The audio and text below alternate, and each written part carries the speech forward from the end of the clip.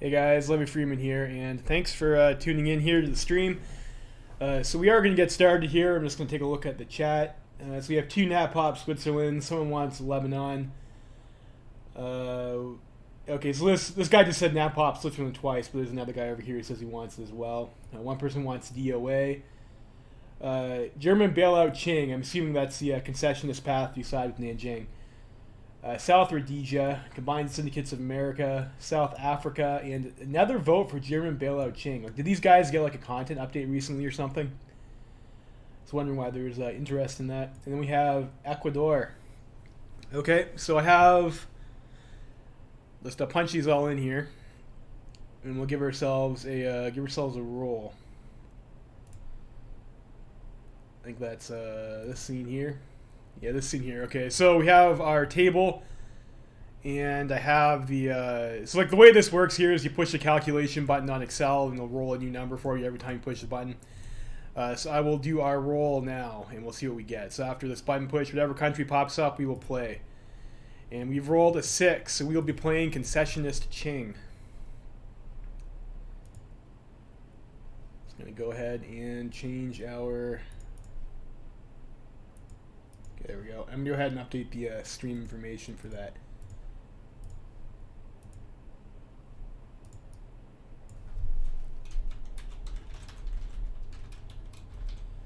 It's a spicy one. You get some more China gameplay. So we'll see how things go. China is like a pretty fun area to play. We just did do the Feds recently, but you know the roll is a roll, so that's what we'll go ahead and do. Did anyone want to see any particular? I guess we can't really. Qing isn't really a major power. We'll just have to play how it is. We'll just play normal game rules over here, and we'll lock in.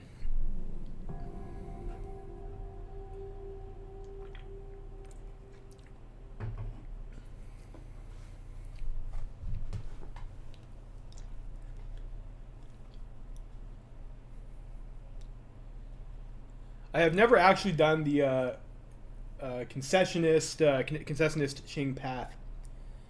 Yeah, so like I don't know if you want to see it. Like eventually, if you keep on watching it, I'll probably do this most weeks, and you can suggest the same country again. I'm not going to do repeats, at least until like I'm not going to do repeats. But if you want to suggest the same country again next week, if you didn't get the roll, then maybe we can see it next week. So Concessionist Qing in particular, I believe we have to go down the German bailout path over here, and we have to placate the assembly, which requires us to intervene in favor of Nanjing. So we'll have to make sure that we do that. So you only have one focus to start with over here that we can pick. So we'll go ahead and we'll pick Year of the Rat. Other stuff on the focus tree. So let's take a look at what we're going to have to deal with first. So we have placate the assembly. I think this stuff over here is if you choose the deal with the unrest path. So I don't think we get to do any of these. Both of these trees are going to be locked out for us. So we'll just have this one over here. So we get request a German bailout, which is going to remove a national spirit overwhelming national debt, which is a pretty rough one that you get when you start with for the Qing. This one over here, it gives you negative 20% construction speed. So that's like pretty horrible. But you get to clear that off pretty quickly. So you take a year of negative 25% stability, and their political power is going to be in the gutter for that year. But we do get rid of overwhelming national debt right away, which is kind of nice. We get a little bit of political power over here, and we get boosts to market liberalism, and I think DAB Holdings. That's an industrial company. I don't know if that means we get that company. I think it says we do, because it says it grants it, not that it doesn't say it unlocks it. So that's pretty good. That's having 20% construction speed boost right away is very nice. Especially if you get that for free because you have pretty crappy political power because of that, and that'll be good. German war production assistance over here. So we get cheap rifles, cheap artillery, and cheap armor. That's pretty nice. And 2 military factories.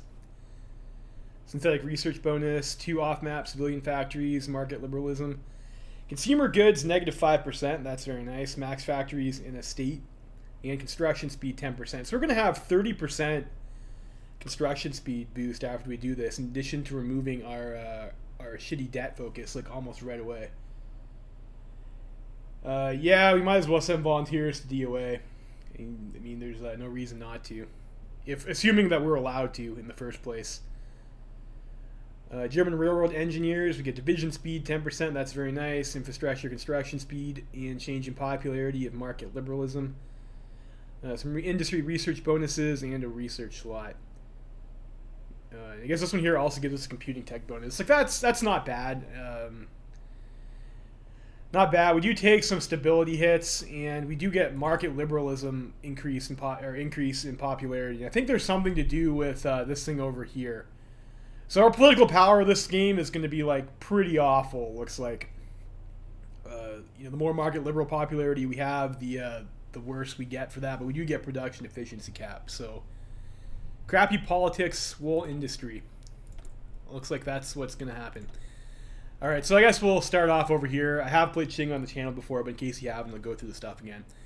So we have Fractured Empire, which is going to give us a negative 10% recruitable population factor and 15% consumer goods factories, which is pretty terrible. We have the Overwhelming National Debt, which is going to hurt our construction speed and our trade deal opinion factor. We have negative 10% division organization from the Azili leadership crisis. And we have a negative 7% political power gain and 7.5% production efficiency cap from the influence of Germany in our country. Our current ruling party is the Harmony Association, which is an authoritarian Democrat at 48% popularity, which is like, that's not terrible. We have volunteer only, we have export focus, and we have civilian economy. In our cabinet, we have political power gain, we have political power gain down and planning speed up. Another political power gain down. This also hurts our recruitable population factor, but we get resource gain efficiency, some construction speed, and some factory output. And we get a little bit of boost to political power and some construction speed. And we have Jiang Bailey here over here who's going to give us School of Defense. I mean, that's nice that you start with this. I mean, we'll see how this pans out. I hopefully get to keep these guys because we're not going to have very much army experience. I think he does, because Puyi is like a German puppet. So like, I'm pretty sure he does stay in power. Navy, probably not going to do too much of this, but we have, it looks like most of the usual options. Air Force, also most of the usual options, plus we get the vertical envelopment, which is kind of like an odd one. Research companies, we have cheap light tanks, and only specifically light tanks that we get over there. We get some destroyer production cost, and destroyer and submarine production. So I guess it's the same shit, it's just if you have the German path, you get slightly better stuff. That's not too bad over here for the fighters. Most of these companies seem like pretty not, like, they're not great. They're not the best companies out there. Krapost Asian, that's okay. We're probably also not going to be able to afford most of this shit because our political power is going to be in the gutter. And we really need, attaché. We're going to have to deal with this. And I think we get the this one over here for free after we hit that one focus. So we get that. I just want to check here and make sure I understand how to get rid of this stuff over here. There's one we have to drop is Fractured Empire, and the other one is the Zilli leadership crisis. New elections, placate the assembly. So we can still do the future of the Zilli clique. So we can still do this over here. Yeah. So we do get to do these plans. It looks like too then. We can do this even with the placate the assembly option. So I did misspeak there. We do get this. We do not get that. So we get to choose between these two guys over here, and then the Fractured Empire, I think, is China United. No, it's not it. Where is that?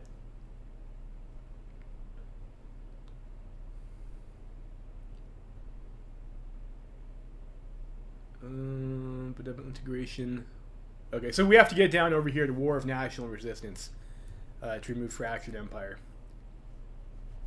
Fair enough. Fair enough. And then our military tree over here, and then we do get some spicy stuff supposedly if we decide to sell out to the Germans here. 2 bonuses for support, 2 bonuses for guns and arty. Decision to purchase German small arms and some infantry weapons. Bonus for specifically light tanks and bonus for motorized, and decisions to purchase German armor and motorized equipment. I'm actually not too stoked about that one over here. Bonus for light tanks. That's a bit shit. I'd rather have like medium tanks or heavy tanks. So like the fact that it's stuck on light tanks is a little bit disappointing, but it is what it is. So up here we have 0.98 political power per day, but we have not we have selected national focus. Like this is okay for now. Political party popularity, that's all right. 50% stability is pretty normal. 40% more sports, good enough for the time of the game that we're in. We have lots of manpower, of course. It's China. 21 factories is like a decent middle country factory count. Fuel stockpile 61.7k is pretty tiny. 70 convoys and like the usual zeros for this stuff over here. Decision. So we have integrate Shaanxi province. I guess because we control one little bit of that. So we're not gonna be able to do that until we're not gonna be able to do that for a while. We will keep that. We are interested in that. War propaganda. This is the usual fixers. Army reform. If you've played in China before, kind of like in Vanilla 2, you have to spend all of your army experience basically dumping into this decision to fix your shitty organization, which is a bit of a problem, and it makes attaché to the Second American Civil War like really important for Chinese factions. We also have managing German influence. So we can like sell ourselves out a little bit or a little bit more. Sell ourselves out over here to get ourselves the appropriate benefits. So we can reduce market liberalism and take some hits. And I think we can increase market liberalism, and that'll sell us out a little bit further. And we usually get some benefits for that. I think we can get so we can get 50 political power right off the hop for 5% market liberalism, which maybe we want to do that. Year of the Rat I think gives us some political power off that event. And we can get 25 political power over here. So maybe that plus we sell out to Germany a little bit will give us enough political power to get ourselves an economy law upgrade. So that might be something that we would like to consider. And then we can kind of hurt our own popularity and the German popularity. And Legation Council, we see the stuff, we don't have a vote. Intelligence Agency, we don't have one and we can't afford one. That's a bit concerning. Of course, we do have pretty massive consumer goods. Technology. So we have 1918 rifles only, which I think is the same as the rest of China. Also terrible. And nothing else researched on this tab. We have engineers and we have recon. We have Welt Creek Air Tank. We have artillery, basic artillery. We have no doctrine. Ships, we have 1936 destroyers. We have Great War cruisers. Or I guess Wall Creek cruisers. The first submarine, we have some torpedoes, we have some mines. We do have the improved light guns and the improved cruiser armor scheme over here. This is really weird that you have these two techs, given that we're missing this, but okay. And we have the first ammunition tech. So we have a couple little gems in the Navy here. No transports though, so there'll be no naval invasions for us. No naval doctrine, air, we just have the interwar fighters and bombers. No air doctrine, we have no engineering, and we have, of course, no industry. So right away, you want to make sure that you get rid of basic guns. Basic guns are complete trash. We'll go ahead and we'll pick up the Hanyang over here. I think it might actually boost that one by 30 days too. It's a really important one to get out there. And I think we'll get ourselves our machine tools there. And yeah, so I'll boost that, and I think maybe I'll pick the maybe I'll go with tanks. So light tank Qing is usually the way how I play the Qing is to get light tanks, and we'll see how that goes for us. At least get the research going early. Civilian factories. I guess we have 2 we can use over here. How are we doing on logistics over here? That's not really worth trading for. Let's just start building 2 factories over here in Jingzhou, I guess. Start building some cities. Diplomacy. So we have some people who like us, some people who don't. We are, of course, we have docking rights, League of 8 provinces. Fair enough. We are, of course, in the Qing Empire faction, but if you've played the game before, you know that this faction collapses almost immediately, anyways. We have a couple people who like us because they're in the faction. For resources, we do have hefty 53 steel. Not bad. So if we're making light tanks, we're making rifles, we don't really have to worry too much about steel. We've got some anyways.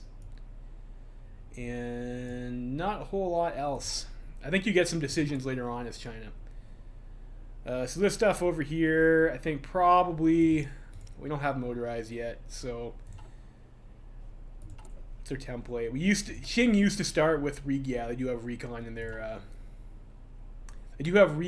template still, which is like a little bit frustrating. I think we put one more factory on the rifles, and then we'll go like that. We're gonna have to convert this over anyways to guns that don't suck.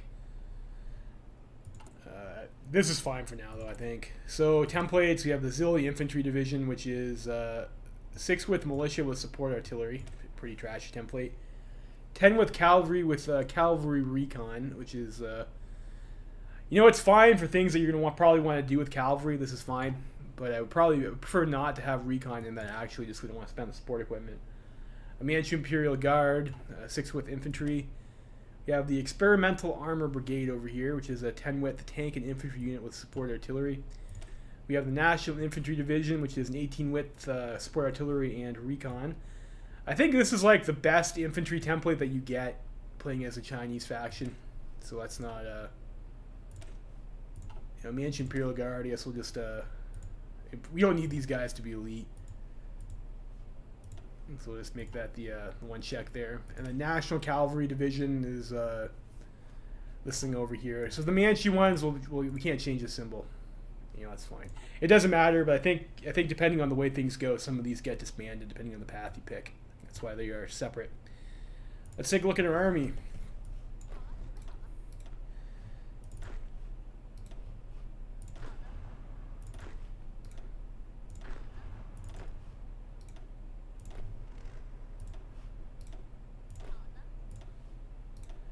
Alright, so we have one unit of the Manchu Imperial Guards, which is this itty-bitty infantry unit. I'm just going to toss it in with the militia. We have 10 units of the militia with the support artillery. We have the 1 tank unit. We have 2 units of the 1 type of cav. We have 2 units of the cav with the recon. We have 7 proper infantry units. We'll stick the cav together. So I guess we'll organize our army like that. We're probably not really going to need them to do anything for the moment, but might as well stack these guys on the border with Mangtian anyways.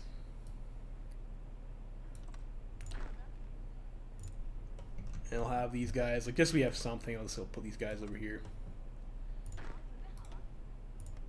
And then we'll put the cav and the tanks in like a different army. Dockyards, convoys, I guess we just build, it's probably fine.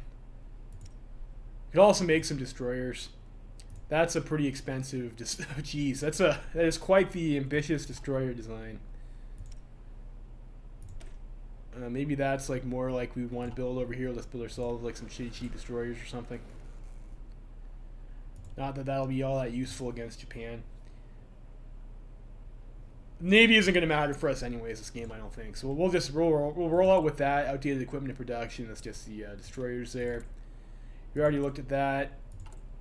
So we do start with 10k rifles, 1k artillery, and 200 support equipment, it looks like. So we do have like a decent inventory of stuff there. So let's go ahead and start training some national infantry divisions.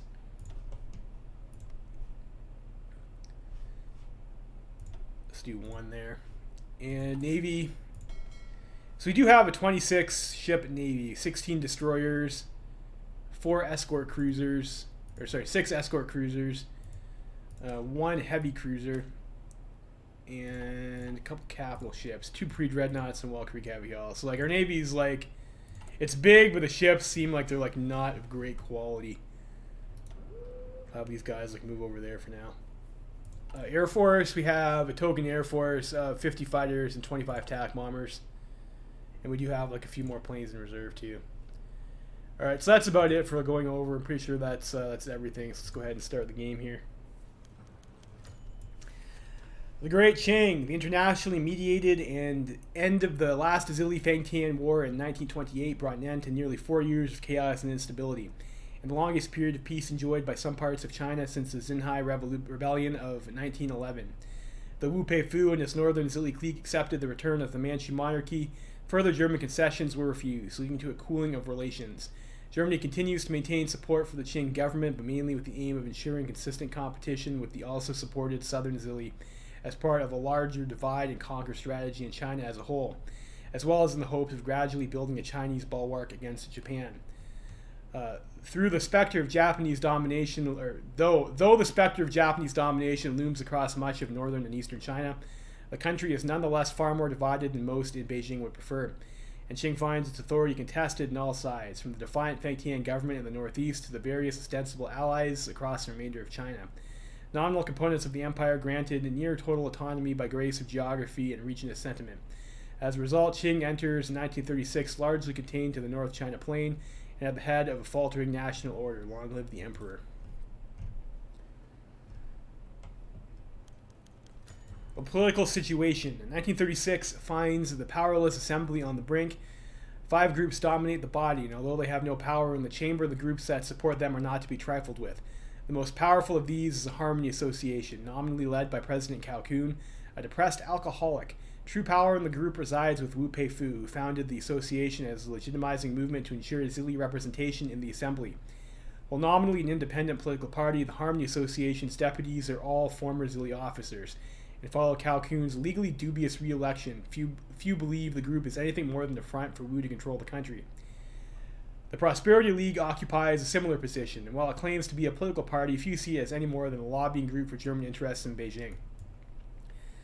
This leaves 3 parties in opposition: the Manchu Party, comprised of Qing princes and former royal hangers-on; the Young China Party, a clique of young officers at the Baoding Academy styling themselves after the Young Turk Party; and the New Chinese Empire Reformation Association, a fusion of 2 reform groups that, while loyal to the emperor, favor a structural reorganization of China back to the traditional model of rural village and the end of the warlord cliques. While these 3 groups are in opposition to Wu, he allows them seats in the powerless assembly as a way to legitimize his unpopular regime. Interesting. I'm just going to pause here and check the chat.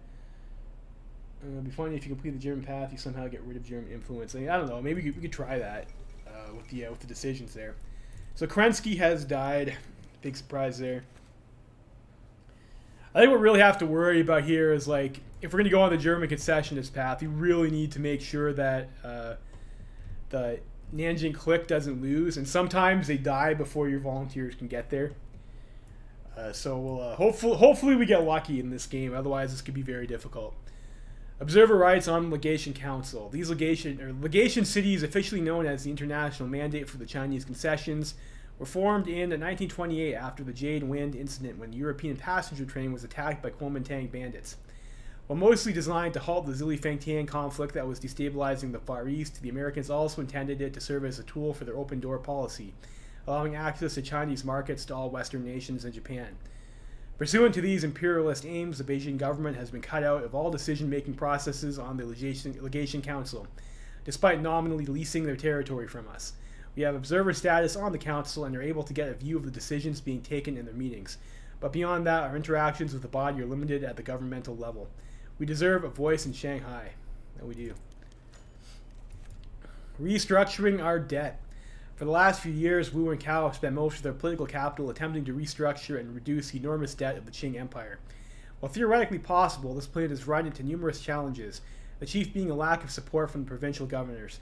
Rumors of instability in the south have further complicated these plans, and Kaokun is expected to deliver a speech on reducing the national debt to the assembly after the New Year celebrations later this month. We'll await his speech. Hopefully that's a good one. Alright, so we have Wrangel in Russia. Black Baron rules supreme. And that's interesting. The sale of the Zagan Railroad. The past few weeks have been a great deal of economic activity in the League of 8 Provinces, the southern conglomerate of provinces ruled by our nominal subordinate Sun Chongfang. Even more heavily influenced by German economic support than we are, the League just finished construction on a major railroad, the Zigan Line. Though funded by the Germans, it was largely built by Chinese labor, leading many to hope for a more equitable relationship between the Germans and Chinese in the League, at least in economic affairs. A few days ago, in a surprising move, the AOG publicly announced its plans to purchase and consolidate a number of eastern railways on behalf of their subsidiary group, the Shantung, Eisenbahn, and Gesellschaft, including this new Zagan route. This move angered many native Chinese residents of the League who saw the Zhegan Line as potentially building a bloc in an equal relationship between Europeans and Asians. Widespread protests have broken out, inflamed by conspiracies of fraud and embezzlement on the part of Sun's cronies. We need to keep an eye on this. Yeah, Year of the Rat. In a long, somewhat rambling speech to mark the Chinese New Year, Assembly President Cao Kun addressed the need to restore the glory of the Qing Empire, unite the country, and repay the debt burdening the economy. He laid out a 3-point plan. Government subsidies and tax cuts would be given to light manufacturing industries. Farmers would be granted tax cuts to grow edible plants instead of cash crops, and an increased tax on provincial governors. The speech is met with polite applause. Alright, I'm going to pause here, and we are going to go ahead and take that decision. We will entice German financial support, which will allow us to get up to early mobilization. We're already starting to sell out, boys. Already starting to sell out. And we'll go and let's add some new taxes there.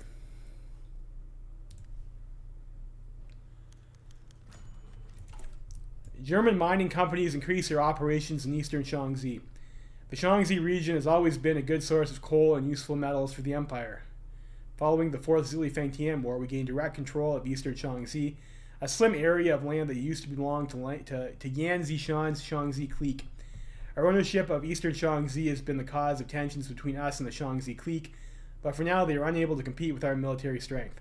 Much like the rest of Shaanxi, this area is rich with coal and iron. Multiple German companies took an interest in eastern Shaanxi and so purchased the coal and iron mines there. These mines sit very close to the border with the Shaanxi clique, but this has not yet been a problem. However, news just came in that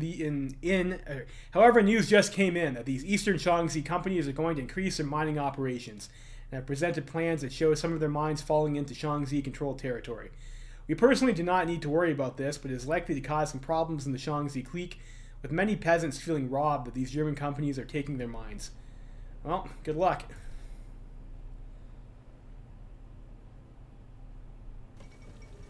Totalist Charter. Widespread attacks on foreigners.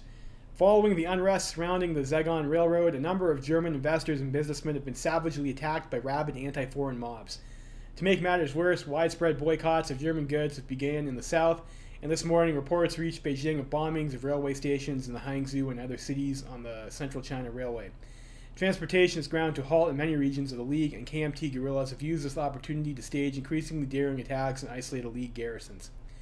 The German ambassador is demanding accountability, and while the League is largely autonomous from our control, we still need to do something.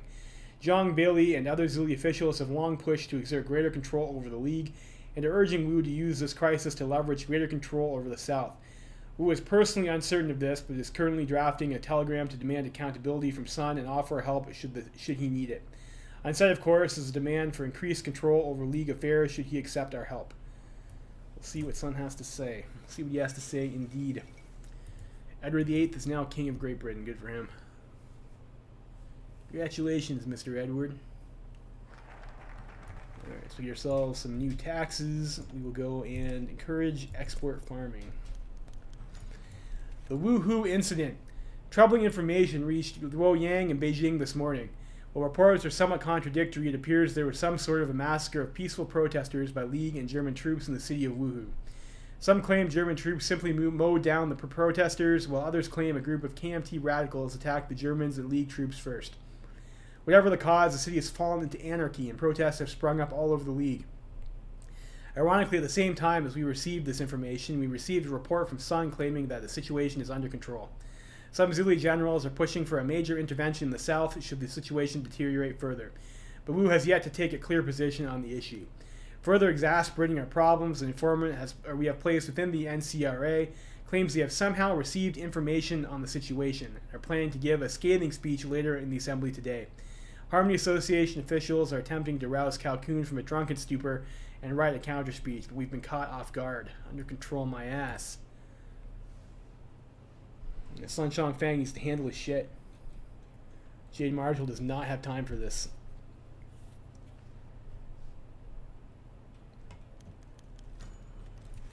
Alright, so let's, we got a research slot over here, so we're going to take this. I think, you know what, let's go for, pick this one up first. Get that done in 63 days. Anhui breaks free. The province of Anhui, long chafing under Sun's rule, essentially declared independence from the League this week. In a widely distributed pamphlet, Governor Chen Tiaoyuan claimed that the Wuhu incident shows that Sun cannot manage this crisis and essentially abrogates him from any responsibility in Anhui. Some Zili generals have unilaterally begun to mobilize their troops against KMT incursions, though Wu rightfully suspects their true intention is territorial expansion. Seeking to undercut the opportunity to invade, he declared a national state of readiness this morning to all Zili and Manchu generals, urging them to ready their troops for any possible armed conflict. Confused Zili troops have largely fallen into line with Wu, and any premature attack south was effectively ended before it began. Let's hope this keeps them in line. Zhang Zongchang severs ties with Beijing. The position of Shandong Governor Zhang Zongchang has always been tenuous at best. An erratic, violent man, Zhang previously held close ties to Zhang Zulin on the Fengtian government, though he had been kept loyal to Beijing through bribery and lavish commissions. It appears he has used the chaos enveloping the South, however, to cast us aside. This morning, a number of our tax collectors were halted at the provincial border, and spies within the province report he has carried out mass purges of Qing loyalists. Even worse, they report him making contact with Zhang Zulin and the Japanese. Damn you, dog meat general. A dick. Refugees flee League chaos. With widespread unrest sweeping the League of 8 provinces, Governors Jin Yuni of Henan and Zhao Yaonan have reported increasing numbers of refugees flooding into their provinces. Though it started as a trickle over the course of the last few days, the flow has dramatically increased, with whole families fleeing and an explosion of violence and banditry. The governors have sent worrying telegrams after some of the men interviewed some of the refugees, indicating central authority within the League has collapsed far more than previously thought. Furthermore, they have requested additional food and supplies to deal with the refugees. I'll just send the supplies. Chen Tiaoyuan sends a telegram to the eminent President Cao Kun and Imperial Minister Wu Peifu. I, Governor Chen Tiaoyuan, humbly ask for funding for my troops as outlined in the Constitution of a great nation. It is the responsibility of the national government to provide funds to provincial governors to suppress unrest. With the situation of League Marshal Sun and Nanjing unclear, I have taken the responsibility of protecting the province of Anhui against bandits and leftist agitators. A telegram was delivered to Wu Peifu this morning from Anhui Governor Chen Tiaoyuan of the Yanqing clique. While the tone of the letter was very bold, it appears that Chen has restored order to the province. Wu is faced with a choice. Chen would be a powerful ally, but he has a firm anti-concession stance. Supporting him in the long term would alienate Germany, whose support will be essential in the inevitable war against Japan. At the same time, taking a stance against Germany would undoubtedly endear Wu with the population. And of course, we have to refuse here because of the path that we were supposed to go down. Death of Wang Chenbin. Earlier this morning, Wang Chenbin, a senior member of the Zili clique and major ally of Cao Kun, passed away due to old age. While his death in and of itself is a blow to our command structure, it reveals a worrying trend. Many senior Zili military officials are of old age, poor health, or both, and the corruption endemic in our military prevents younger officers from advancing through the ranks. Unless a serious effort is made, our high command will soon consist solely of doddering, senile old men terrified of adapting new technologies and doctrines. What about age bringing wisdom? Oh, jeez. Okay, in addition, we're at like negative 60% org total right now. Alright, who cares about Afghanistan? Electoral gridlock in France and Black Monday. Another offer to Chen. Following, I'm just gonna say this is too risky over here. We're not gonna take those offers because we're going down the concessionist path. It's a lot of reading. All right, encourage export farming, and then we'll do emergency meeting of senior Zili members.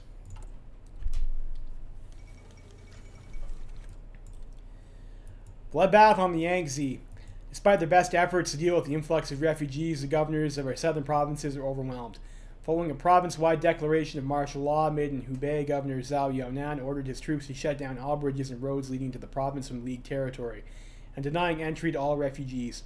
A large number of them, however, began to mass at a bridge over the Yangtze River, demanding entry. While this started peacefully, it quickly escalated into a full-scale riot as refugees began to pelt Zhao's troops with rocks, bottles, and other debris. Eventually, a group of men who had somehow armed themselves with stolen weapons began shooting at Zhao's troops, who responded by opening fire with machine guns. Those not hit by the storm of bullets fled, stampeding other refugees and leaving their friends and family dead or dying on the bridge. This grisly scene is being repeated up and down our border with the League as mobs of refugees have started to force their way into our territory. Unfortunate. Unfortunate indeed. Wu's nightmare. Like, hopefully this isn't like Wilhelm's nightmare. For the past few weeks, Wu Peifu's dreams have been terrifying. Tonight he sees Beijing burning, the ghost of Sun Yat-sen stepping from a collapsing forbidden city and approaching a frozen Wu. Just as he reaches his hand out to touch him, he is awoken by an alarmed official. Apologies for waking you, Commissioner, but this is urgent. He hands Wu a telegram before scuttling away. Blinking back sleep, Wu opens the telegram, reading the characters. His hands start shaking. His worst nightmares have become a reality. Son shot yesterday. PM stop. Perpetrator unclear. Stop. In coma. Stop. Unlikely to wake. Stop. Riots widespread. Stop. Fleeing with gold and documents. Stop. 2 hours later, Luoyang is a frenzied hub of activity. Documents concerning Sun's more salacious dealings with Beijing burn in furnaces, with a group of senior Zili officials confer with one another. In an unprecedented move, Wu has invited several Manchu nobles, notably Puji, to be present for the drafting of some form of unified statement in response to the assassination. God help us all. An offer from Marshal Qi. Following our refusal of Governor Chen's telegram, a message has arrived from Qi Ziyuan, who has declared himself the new League Marshal of the 8 provinces, succeeding Sun Chongfeng. To the most auspicious Marshal Wu, I, Qi Ziyuan, request your aid in suppressing the rebellion in Anhui. As you are my liege and commander, it is only proper that you assist me in my time of need. The tone of the request leaves many suspicious, and theoretically Qi should be able to easily crush Anqing and the KMT rebellion to the south with German aid. And of course, we'd have to sell out over here because that's the path we are on. So we will go and see what he has to say. Imperial Navy flees north. Lacking any suitable ports in the north, the Imperial fleet has been based out of Nantong since the end of 1927 conflict. With rioting, civil unrest, and general chaos enveloping the city, Admiral Wu Renli has ordered the fleet to leave the city and head north to the small ports we control outside of Tianjin. The fall of Nanjing docks also means we have lost what limited naval manufacturing capabilities we had. Damn. Damn it. Illusion of Qing hegemony shatters. The facade of Chinese unity, having held together for nearly a decade, has begun to crumble. Rising unrest in the League of 8 provinces, the economic shock of Black Monday, pretending German retrenchment, and the inability of our government to effectively deal with the crisis made one thing clear. Our monopoly on power is broken. We must now attempt to deal with the chaos. This will not go well. Alright, we've completed our emergency meeting. Following the collapse of the League to the south, we have gathered nearly all senior Zili-aligned military officers in Luoyang. As the meeting starts, Marshal Wu Peifu opens with a short statement. Fellow soldiers, the time has come. With the collapse of the League, we are for the first time since the Zifang War in a precarious situation. Every choice we make over the next few weeks will determine the outcome of China for decades to come. I would like to remind some, he says, glancing at the more hawkish members of the assembly, that intervention is not necessarily the most sound course of action. We need to weigh our options first before committing. The various generals nod in agreement and begin a series of discussions on the best course of action. We need to be careful. We do get 15 PP off that, so that's nice. Okay, sweet. Things are starting to happen here. Uprisings in Fujian. While most of China and the world assumed that the Kuomintang were destroyed in 1927, League Marshal Sun has been fighting a low-intensity guerrilla conflict with the remnants of the KMT since the end of the Northern Expedition in the Fujian area. Reports were censored from the press, and even Wu Peifu remained largely unaware of the true scope of the conflict, with Sun keeping all the details tightly under wraps. With the current chaos in the League, however, the remnants of the KMT have re-emerged and declared a new campaign of national reunification. They have declared our rightful government illegitimate, calling us little more than a German puppet, slaving to the whims of Berlin. We can only hope that the remnants of Sun's forces can put these traitors down. Despicable traitors. Alright, let's make sure we send some volunteers over to our boy here, Marshal Qi. What do we want to send? Like, we don't really have... we're not really making any tanks. We can't really resupply them. Let's just send them an infantry unit.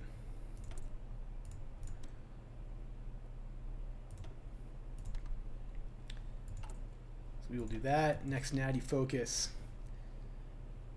So I guess we can't do that yet.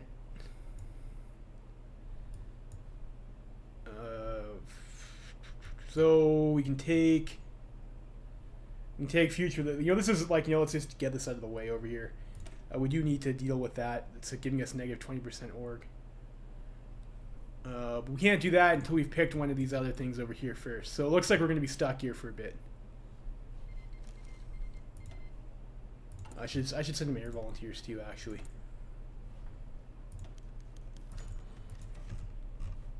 Ripples of Black Monday. While in the weeks following Black Monday, it appeared that we had escaped the worst of the damage. Over the last few days, German-affiliated businesses have been hit with supply chain issues and increased prices. With the economic disruption, is nowhere near the scale experienced in Europe and the Americas. This is still a blow to our economy. Damn it. Yeah, that's not too bad.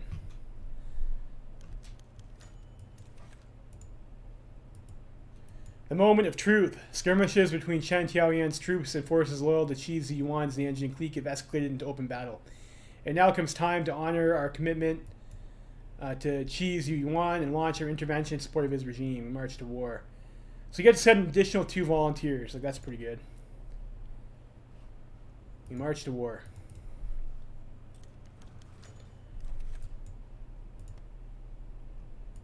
So we can send a couple more.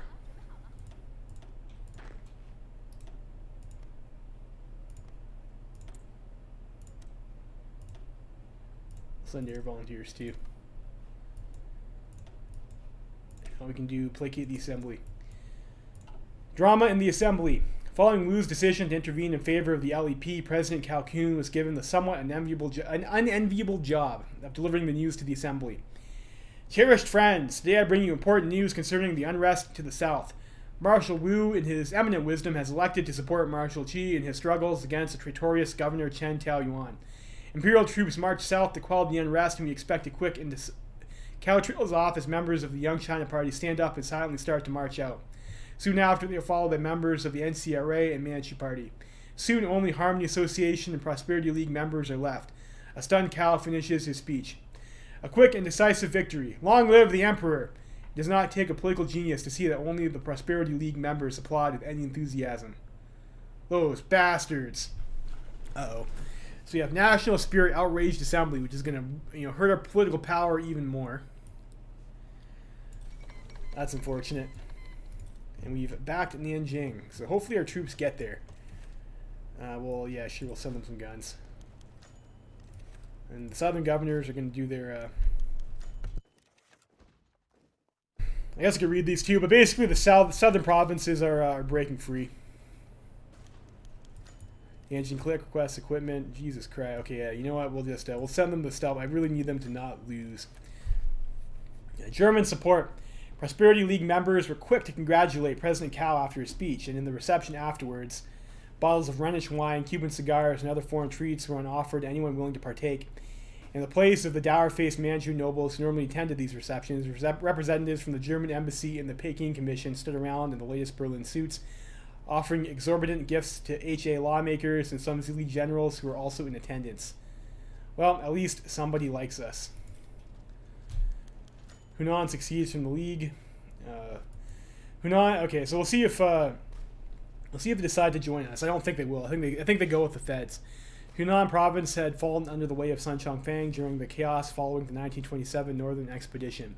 With Governor Zhao Hengti reassuming control of the province after a brief period of KMT rule, a longtime ally of Wu, Zhao has been a governor of the region since 1920. However, he also has ties to the federalist government in Guangxi, tacitly supporting the federal model.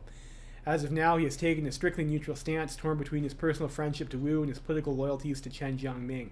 His neutrality, however, cannot last long, as already clouds are beginning to circle around his rule of the province. Hopefully Wu's old friend remains normal.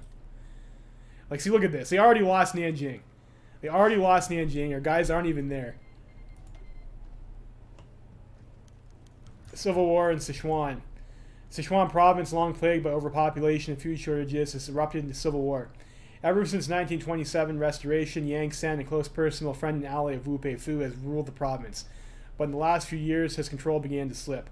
Various other factions loyal to the Fengtian regime, Kuomintang remnants, and other isolationists loyal only to themselves began to consolidate power, and used the collapse of the League as a perfect time to launch attacks on Yang's now shaky government. Yang is yet to reach out to us for direct aid, preferring to hide the scope of the unrest, but Wu expects his old friend to come knocking any day for help. Alright, where's our guys?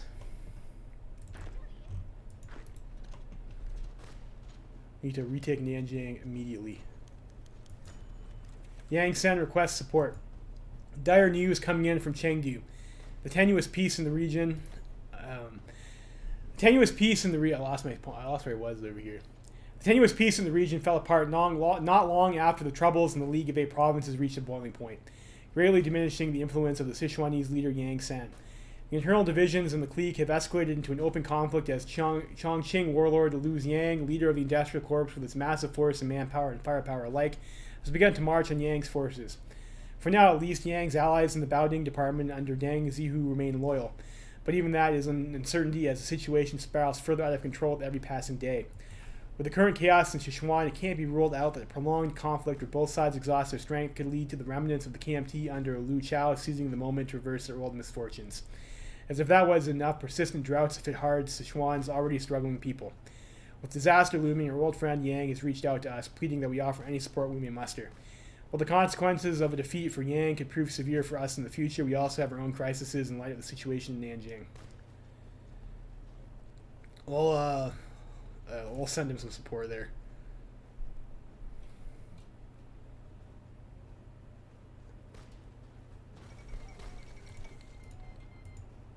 I get some more troops. More lag too, okay. Fuck! Fuck! So there we go. That's a risk of playing this route, is that Nanjing is so stupid that they sometimes just lose before you can even do anything.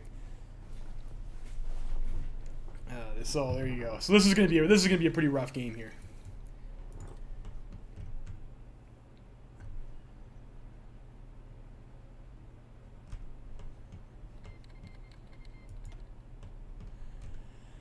Alright, so let me think about this. Is it worth it to support left KMT versus Anjing? Anking. I think Anking goes with Fang Tian after this happens. Like, I need these guys to get knocked out.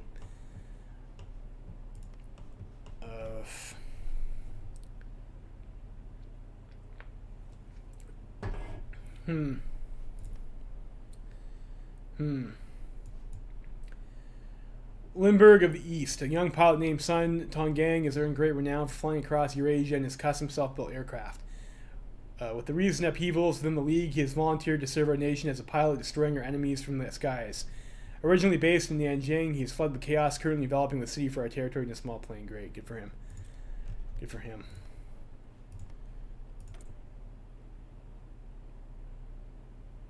You know, maybe I'll see who starts like winning over here, and then I'll try and support the other side.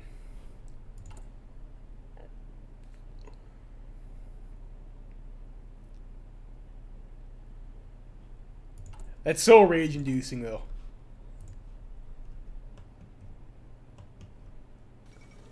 First International Congress.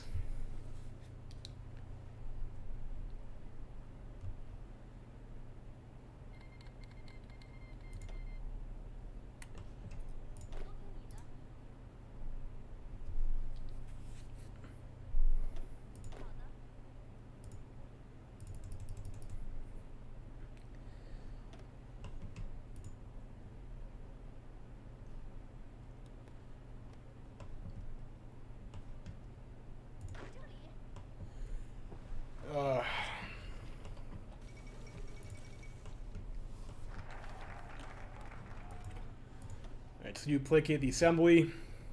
I think probably want to get rid of the construction speed debuffs. Like, we'll just get this out of the way now. Get the bailout. And let's pick up our light tank.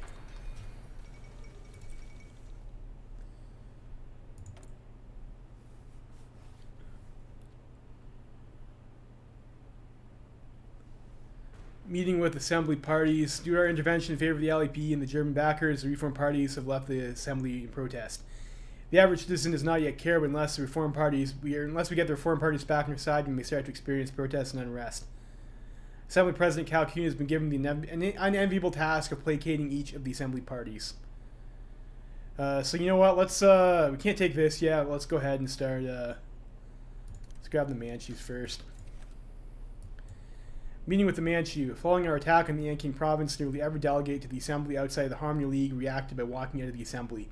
President Cao Qing has now been tasked with meeting with the senior members of the Manchu Party to ensure their continued loyalty following the speech. You have to understand, sirs, the Japanese invasion is not a matter of if, it is a matter of when. Continued German support is required to ensure our national safety. Cao was initially successful at persuading many Manchu nobles, but some of the younger hotshots like Gubalo Renqui react poorly to the president's overtures. Several hours of negotiation later, they agree on a noble pension paid out to senior Manchu royalty with the express purpose of preserving imperial culture. It's little more than a bribe, but it will keep the peace. President Cao is no stranger to bribery. Armament Department seeks asylum. The civil war in Sichuan has ended, and their allies in the Armament Department have been defeated by the Baoding Department. Fleeing possible retribution by Deng Zihu, the leadership of the former ruling clique of Sichuan has arrived seeking to preserve our armed forces, with the hope of one day perhaps returning to their home province. I don't know, I think we just take these guys. I don't like leaving our homeboys out to, leaving them out to dry. Even though we really do need that political power.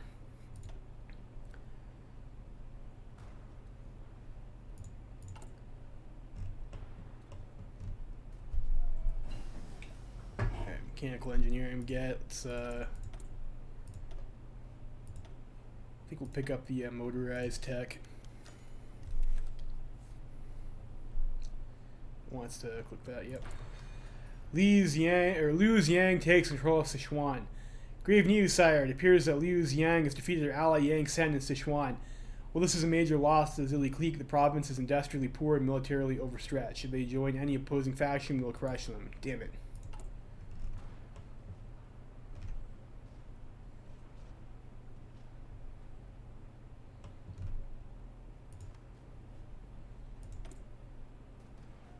No, they won't accept volunteers.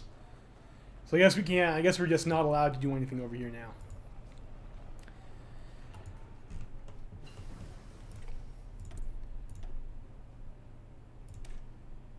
I'll do a concentrated. I think probably we just go concentrated.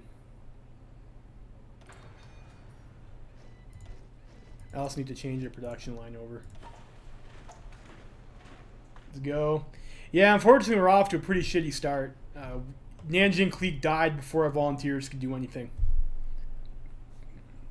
So like that's one of the most frustrating parts of this war is that sometimes Nanjing AI just walks into Nanjing and dies. We're doing the German path Qing, which means of course that normally you want Nanjing to win over here, but sometimes they Sudoku or like. That happens a lot, though. Like, the AI will walk off of all the victory points, let King just march through. So despite the fact that we could send 3 volunteers over there, no, we're not going to restart. We're not going to restart. We don't do that in this channel.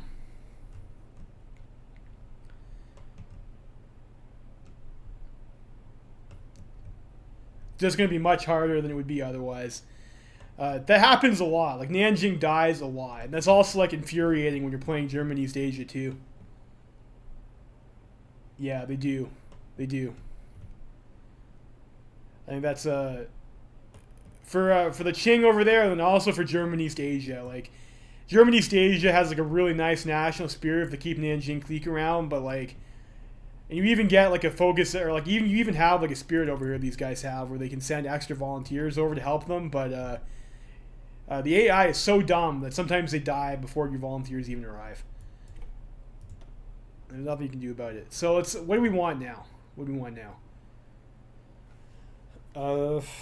Okay, so we continue down this path.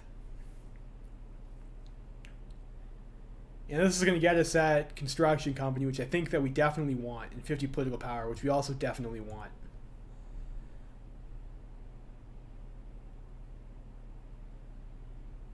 This needs one of the following. I think we come down this path first. We get these 3 focuses, and then maybe we start thinking about doing this stuff over here.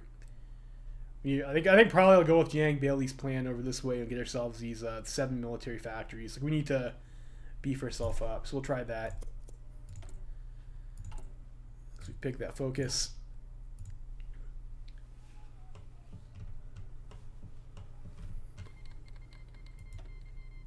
Alright, and then we can just start placating these other parties too. Meeting with the YCP, the Young China Party, an alliance of young idealistic Baoding cadets and urban reformers, reacted with the most hostility towards Cao Kun's intervention speech, claiming that the intervention was capitulation to foreign interests. They were the first to storm out of the assembly chamber in protest. President Cao is now tasked with ensuring their loyalty. Initially, they stubbornly resist all attempts at negotiation, but eventually a deal is hammered out. They will continue their loyalty in exchange for increased military autonomy and at the end of the supervision of the Baoding curriculum. This will hamper efforts to ensure they stay loyal in the future, but we need their loyalty now. Let's hope this keeps them in check. Meeting with the NCERA. The new Chinese Empire Reform Association was the last to leave the assembly in protest and almost certainly will be the hardest to convince to rejoin. Primarily representing the peasants and rural farmers in China, the leaders take a paternalistic approach to their constituents. President Cao is skeptical of their devotion to reformist cause, but meets with YC James Yan, one of the leaders. Yan is initially hesitant to compromise, but eventually they are able to reach a compromise. Government-controlled industries in Beijing will begin producing farming implements and other rural aid to help impoverished peasants. Easy enough. Easy enough, he says.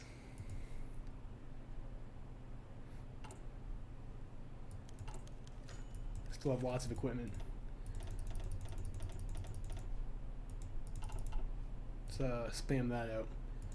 Assembly returns to normal. Following President Cao's negotiation and gift-giving, the delegates have all returned to the assembly.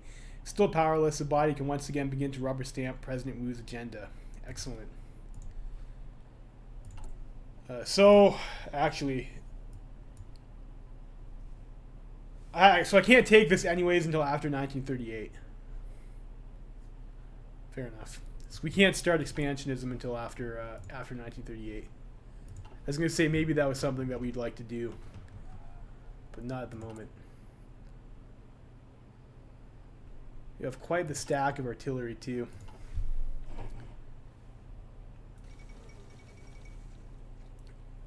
Siam's new constitution. Let's train these guys. Scandal. Assembly President Cao Kun was just found passed out in his office, slumped over his desk with a bottle of liquor. Cao's alcoholism has been a matter of public knowledge, but until now he has mostly kept it under wraps.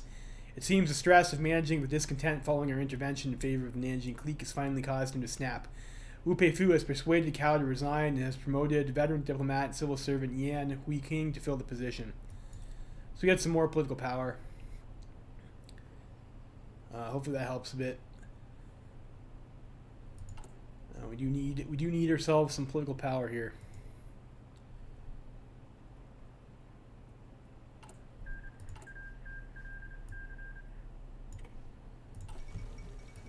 Polish military seizes control. Okay.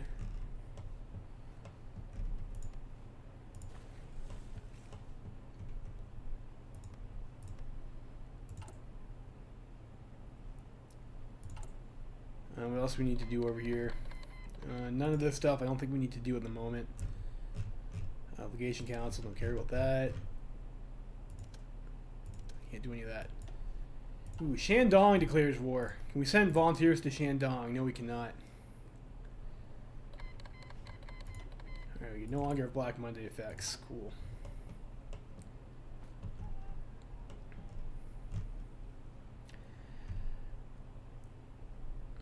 Yeah, this is going to be an issue. I think they're going to side with Feng Tian.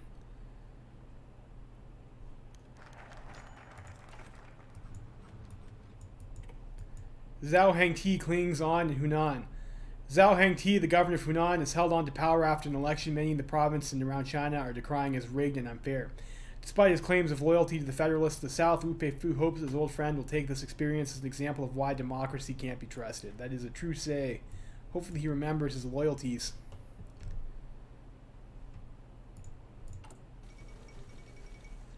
I think I'm gonna maybe it's worthwhile to build up some. I don't know. We'll keep on going this. Maybe we'll take another decision. We can sell out again and get ourselves 50 PP. I'm not sure when that comes online again. French integralists restore the monarchy. Good for them. So we can't do this again until Black Monday's over. Fair enough.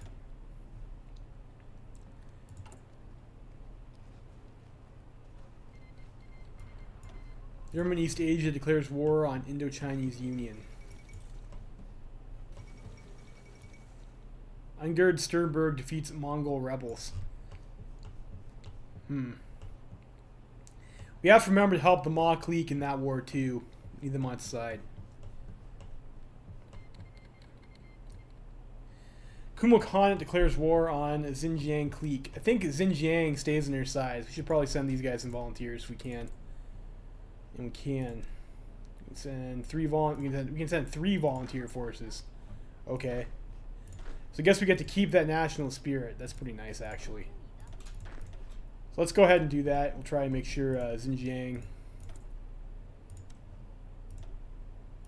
Hopefully we send the volunteers and they'll like us and won't side with Feng Tian. Xinjiang clique erupts in war. It seems like the western gate between China and Central Asia has broken down into violence once again. Governor Jin Shiren's most recent dispute with Kumul has resulted in a large contingent of volunteer soldiers rising up against the army garrison. Rumors say that the Turks to the far west are also preparing to defy the governor once again. The governor of Xinjiang, should he remain Chinese, represents a potential ally to the southern democratic cliques. The Kumuliks, however, seem to vary greatly in between respect for Beijing to the restless xenophobia.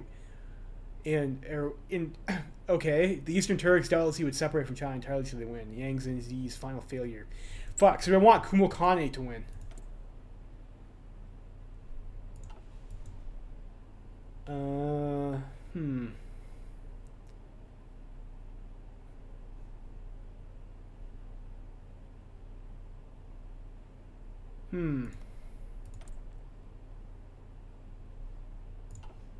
I don't know. Well, the die is cast over here. Hopefully back the right fucking side. German-owned sweatshops open. Major Chinese cities have seen an explosion of German factory construction following a relaxation of internal investment laws. While this has no doubt helped boost our economy, a number of them have engaged in somewhat dubious business practices, no doubt motivated the practically non-existent labor laws in our country compared to those in Middle Europa. Earlier this morning, a minor scandal erupted when it was discovered that one German factory was forcing its employees to work 20-hour shifts for next to no pay. Even worse, the factory had cut a deal with local police to arrest and intimidate any worker who complained or made a formal protest, making us look a little more than like foreign stooges. Oh well. Feng Tian ships on the Yangtze. Dire news, the Wuhan garrison has reported a flotilla of barges heading upriver to Sichuan flying the Japanese flag. It appears that they are carrying large amounts of grain, though it would be very easy to hide guns under a layer of grain sacks. We can demand the ship stop for a search, or this could greatly offend the Japanese government and potentially cause an international incident. Oh wait, no, we'll give them an ultimatum. I'm not wasting. Japan defies our blockade, so now we lose some stability too. Those bastards.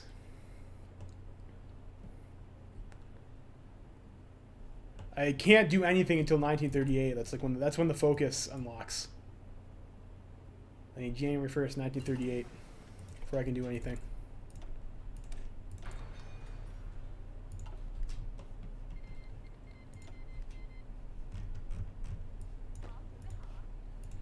Should probably check these paths here.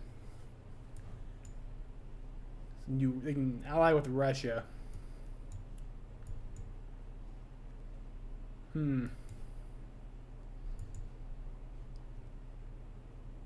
So if Jin Shiren consolidates his power,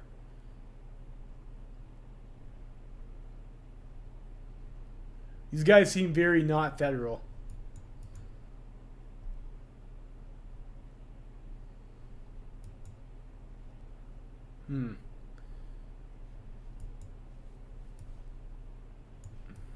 Yeah, you know what? Like we'll help these guys out anyway. Like, I've played Kumokane before, and I'm not sure. Like I'm pretty sure these guys don't have a. Like, so I did Ma Zhongying's path, and I think there is that governor. Like I think it's all random number gods. Like, I'm not sure which path these guys are gonna pick. So like I don't fucking know.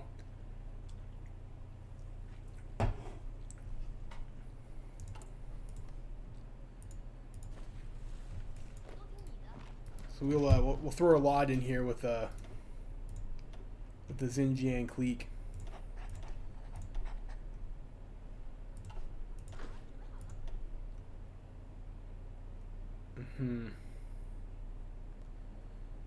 Let's go with this guy. Illegal brothels raided. A cold rain fell from the sky as Zhang Bijiao, head of the Beijing Police Department's Vice Squad, ordered his men to take up positions around a shabby-looking building on the outskirts of the city. Soft music could be heard from within, and wisps of smoke rose from the windows. "What do you reckon, drugs or girls?" Zhang's second-in-command asked. "Both, and I'll buy your next lunch if I'm wrong." Zhang stamped out his cigarette as he whistled loudly. Half a dozen men burst open the front door and streamed into the dimly lit hall. "Police, don't move!" Zhang shouted as men and women in various states of undress lurched into the hall, yelling and crying. The second-in-command frowned as Zhang held up a sack of opium. "Guess you're buying your own lunch tomorrow." The policemen fanned out through the building, arresting the prostitutes and drug dealers. This was a good haul. Opium, hemp, and even cocaine, a German luxury, were found in droves. Just as Zhang was about to order his men to drag the prostitutes and their clients back to the station, one of his junior officers called out, "Sir, you're going to want to see this." Zhang could barely believe his eyes. Amongst the lineup of clients, a tall, blonde, white man stood out like a sore thumb. "The German legation will hear about this," he said in poorly accented Chinese. "I have friends in high places." Arresting the man would give the central government some much-needed leverage in curbing German influence, but at the same time be politically costly for the government. On the other hand, who knows what could happen if Zhang lets the man go. Oh, fuck. I think we have to arrest him. Yeah, we'll see. We're not going to sell it that much. You can't be doing illegal whoring.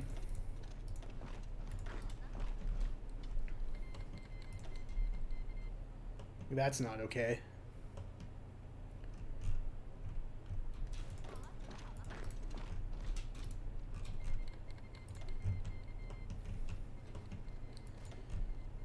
East Kyrgyzstan doing their thing now.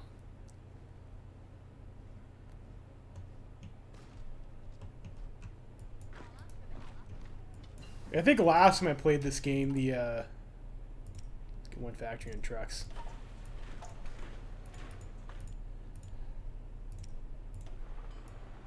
Let's also get one factory and light tank.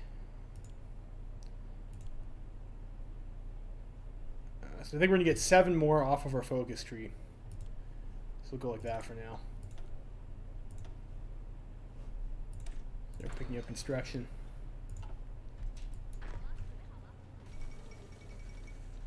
Yunnan clique falls into civil war. The once peaceful province of Yunnan seems to have finally caught fire as Tang Jiao's continuous blunders have finally led to an open revolt from his general staff. Led by Yi General Long Yun, a huge army of loyalists marched on the city of Kunming, moving in from the south and finally taking the city at the end of the day.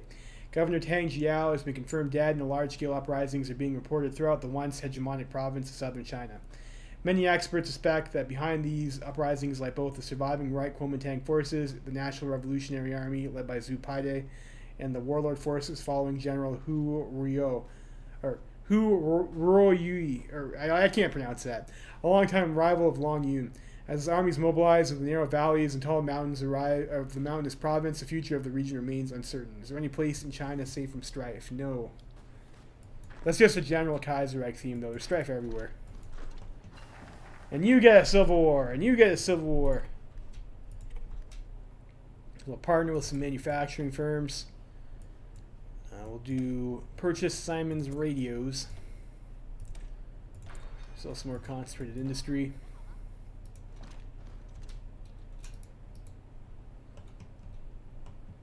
And like hopefully that at least Xinjiang will like us or something.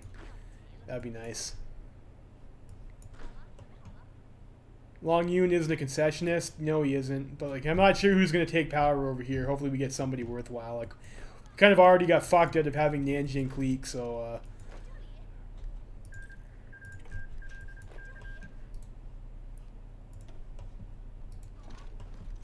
I don't think anyone in Yunnan is going to be helpful for us. No, I've never seen... I don't play TNO. Long Yun. Oh, look at that. That's a...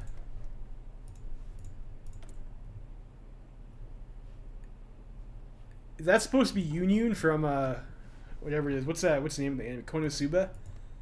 I guess that makes sense. Based on the name. News has arrived from the Chinese province of Yunnan that the interim governor, Long Yun, has finally managed to quell the revolts that had sprung up throughout the mountainous province. Despite all setbacks within the rebellions of both the National Revolutionary Army under Zhu Paide, Kuomintang militias under Lu Han, and warlord forces of Hu Ruoyu, Long Yun has solidified his position and his bid for governorship has proved successful. Now the Yi general will now be tasked with looking inwards into preparing Yunnan and whipping it back into fighting shape. As for what will Long Yun utilize his armies when looking outwards, time will tell whether his leadership will start another age of Yunnanese hegemony or mark the end of Yunnan as a belligerent province in the region. Will this stabilize southern China? I mean, who knows? Probably not.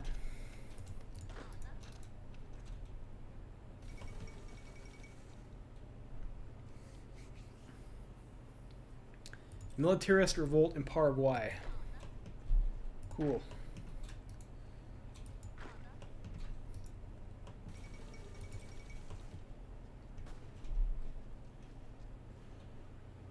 Support. Yeah, we have to support the Mach League. They're not at war right now, though, are they?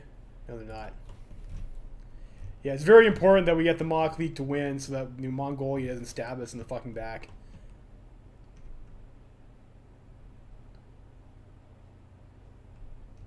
Yeah, is Long Yun overpowered in TNO?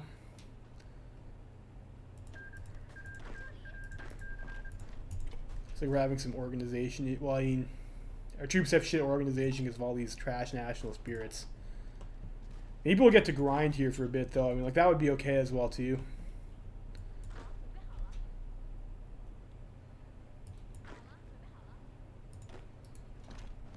Oh, if we're going to grind, we probably want to pick a different general.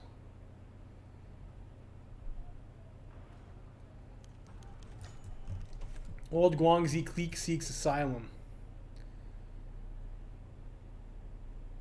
Ma Ji and Lu Guanggang.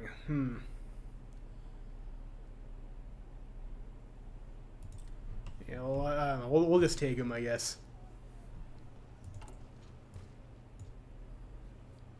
Well, our PP is a little bit precious.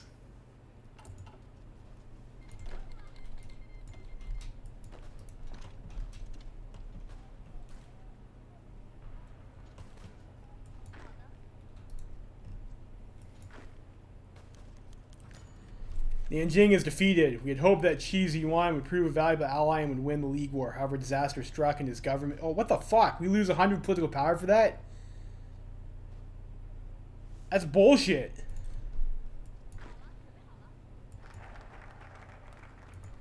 I didn't get a chance to do anything, and we lose 100 political power for it.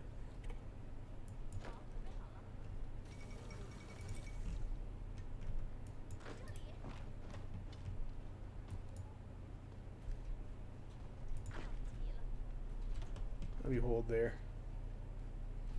We have no supplies over here anyway, so we're just getting attritioned out.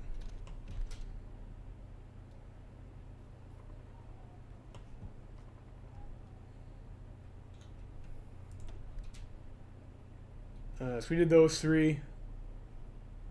We don't want any of this stuff over here. I don't think that's as important as doing this stuff over here, so we'll do future with this really quick. Do you want to do the agency? Like, we could try for,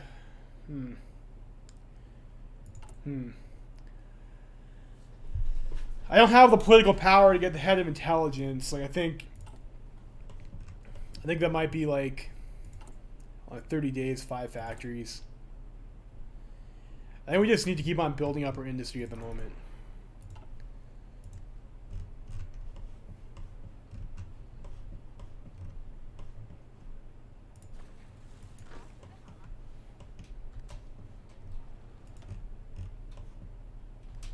Well, let's leave these guys there for now. I'm not gonna fight there if I don't have to.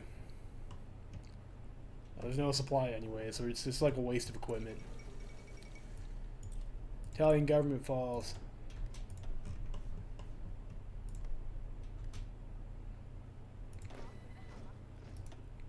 That sucks for them. Let's actually change this template too to have the proper 20 width. XP for it. And we'll have these guys exercise.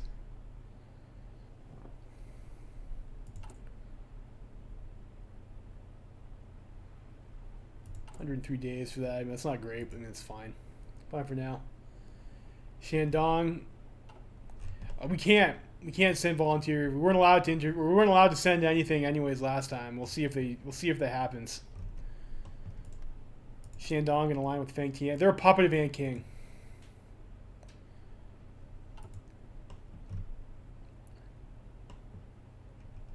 Yeah, no, we can't do that. They're an King puppet, and King is going to align with Feng Tian.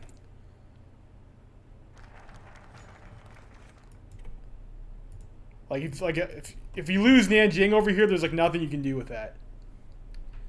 Future of the Zili clique. The Zili clique, like every other warlord clique in China, operates primarily on a basis of seniority and on mentor-mentee relationships.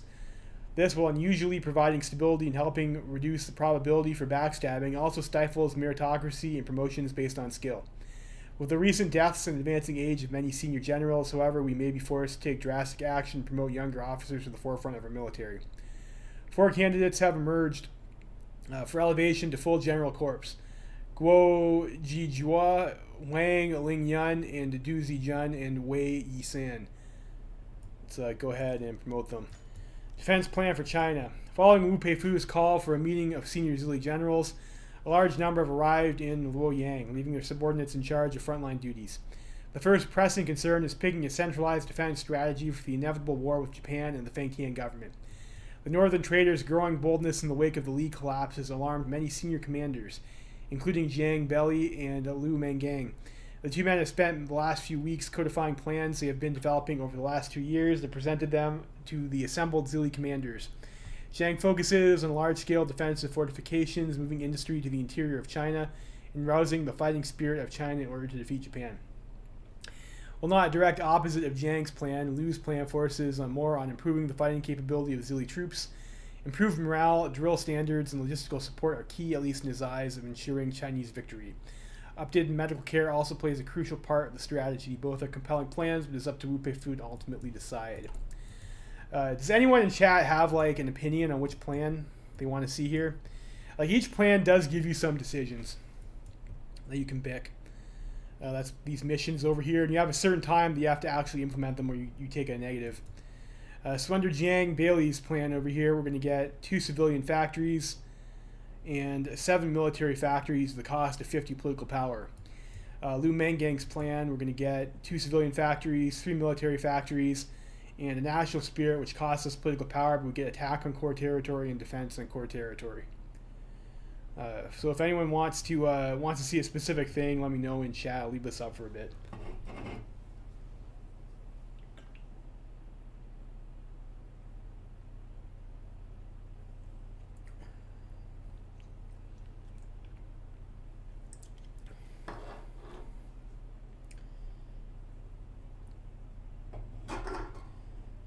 It looks like no one has an opinion, so I'm just going to go ahead and we're going to pick Jiang Bailey's plan here.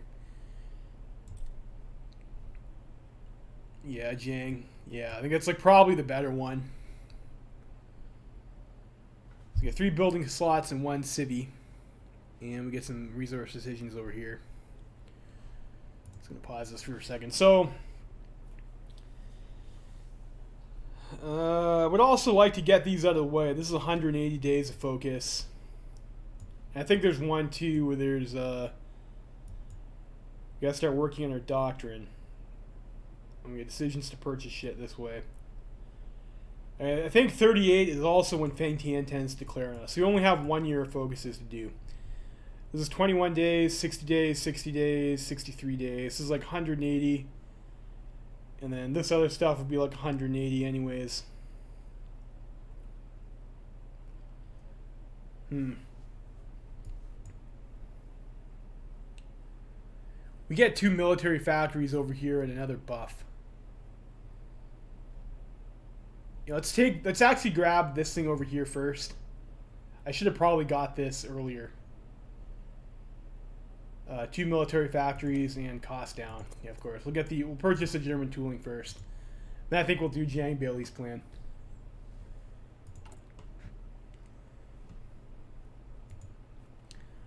Political power is really hurting right now, though. I suppose we could just sell out and buy some. Sure. Take 50 PP. And there goes Ann King. Those traitorous bastards.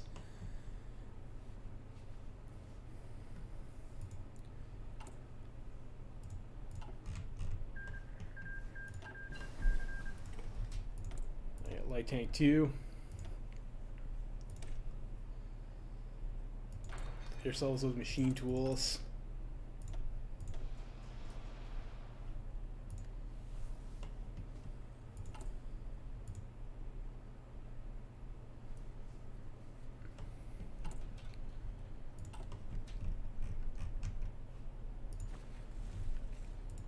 What's the supply like over here?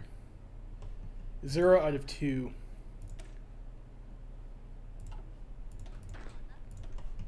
See if we send these guys over this way. I'll send this guy over here. See if we can just like stand on some of these tiles and maybe get ourselves some experience. Let's garrison Denmark here. Get some planning bonus while we're at it.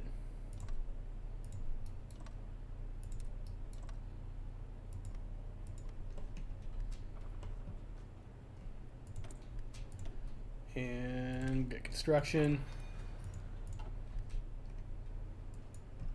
Probably be behind a bit in their doctrines, which is a bit annoying, but again, nothing I can really do about that.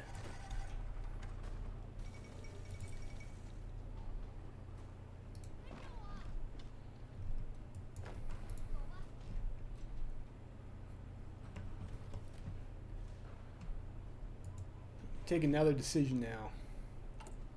Hey, sell out again. I think we'll have to wait for that to go up. Kingdom of Finland joins Reichspakt. I mean, sure. I guess we're German alliance. I guess that's a positive.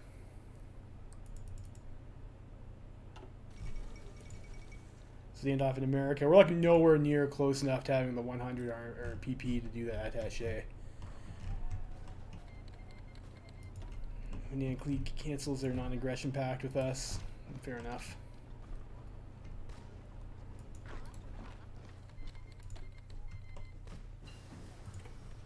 Next, concentrated industry.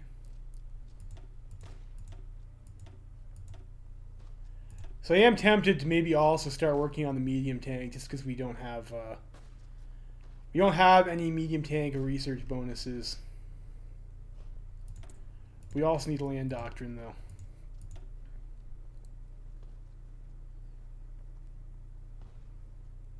Do I want mobile warfare or SF? I will just go superior firepower. That's like usually a safe pick.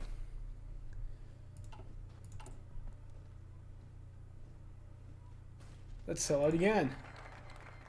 50 PP.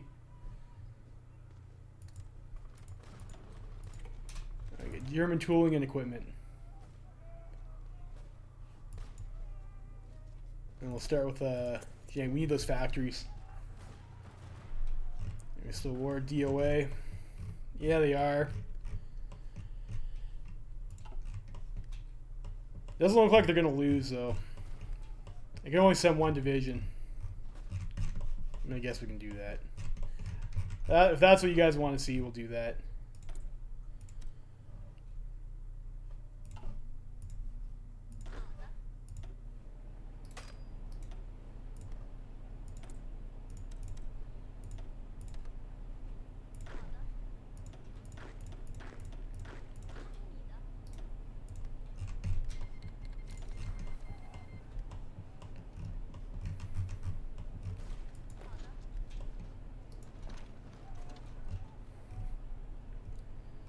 These guys got cut off too, huh?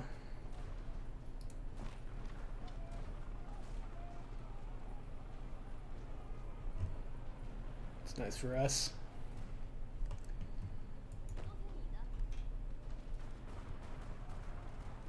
These guys have no supplies at all.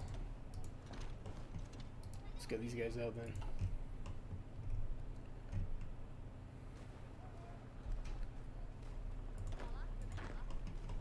Unfortunately, it looks like those are Turkestani volunteers. Like, they're going to be a little bit tougher than normal.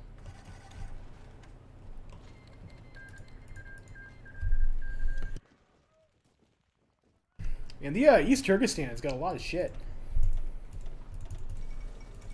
And there's 2 ACW. I got Jiang Valley's plan. Grab those civvies.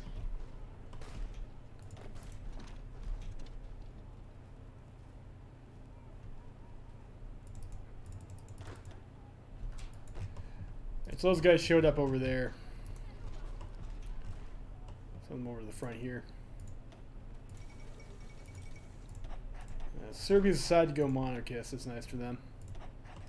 Let's grab whoever.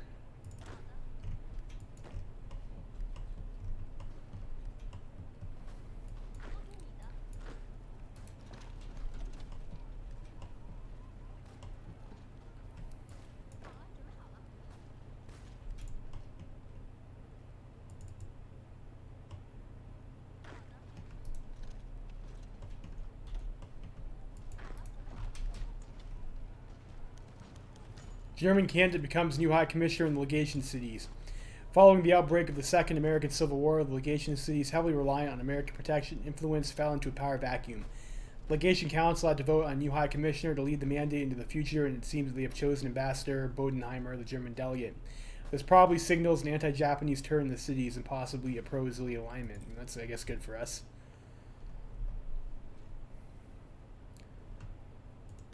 Decisions. We can sell out again.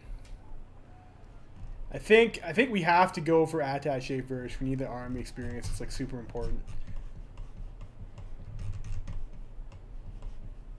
Who likes us? Probably Huey? MacArthur? MacArthur likes us.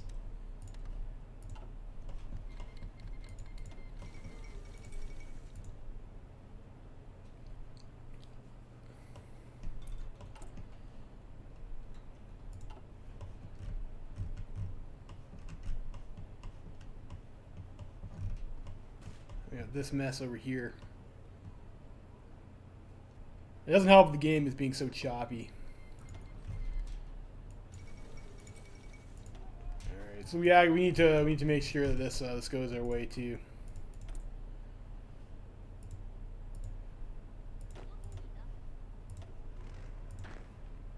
I thought I had a stack over. Yeah, okay, one over here.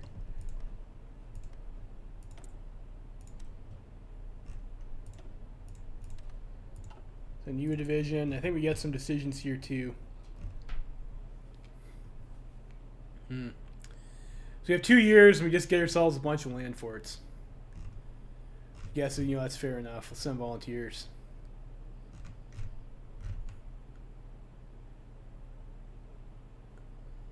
I mean, we have 2 years to do this stuff over here. I think I want to get ourselves to the next economy law first. Unfortunately, our party popularity is like so bad now. We're barely making any. Maybe we want to do another decision over there to.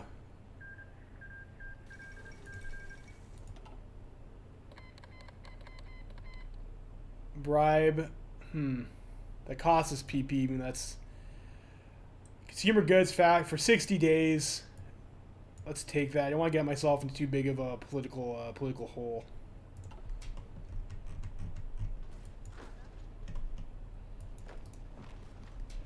This one, yeah, of course it's a mountain.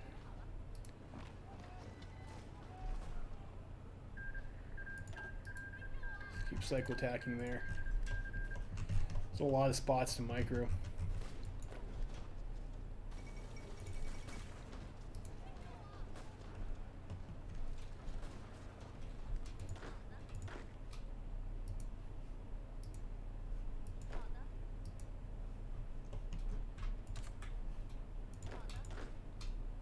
You guys don't need to be training anymore.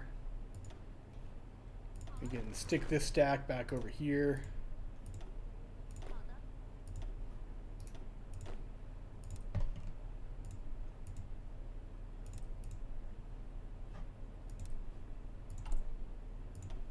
Have you guys join that.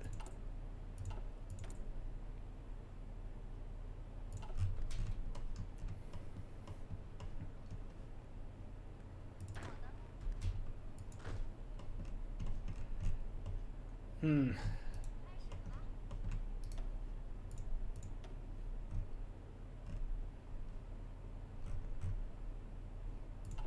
Like, I don't know if I actually even really care too much, like, about how this goes over here too much. I guess it doesn't hurt to just leave the troops there. They might unassign the marshals.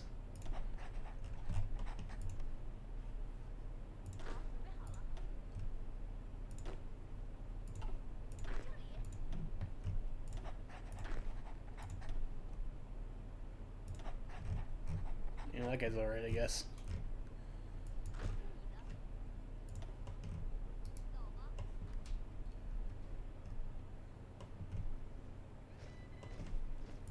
You have to drop the speed here.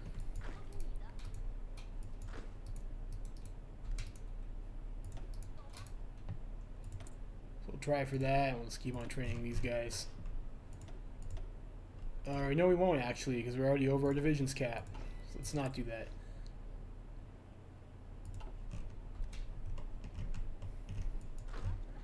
How long did these take actually? 180 days. A while. So we might actually want to take that first one over here for the border forts. First, let's go ahead and we'll do the partial mode.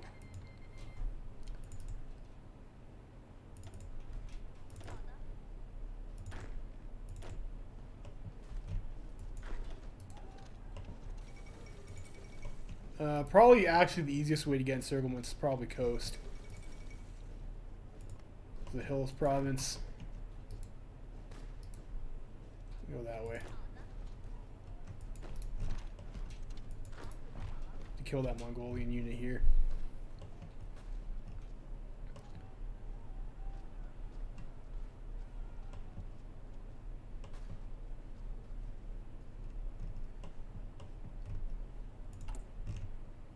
I can't do this because I don't have guns in stockpile, which is fair enough.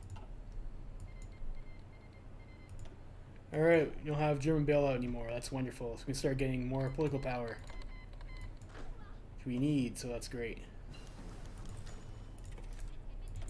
Get machine tools. What do we do now? And we have this 100% bonus for computing, so we might as well just go ahead and grab that.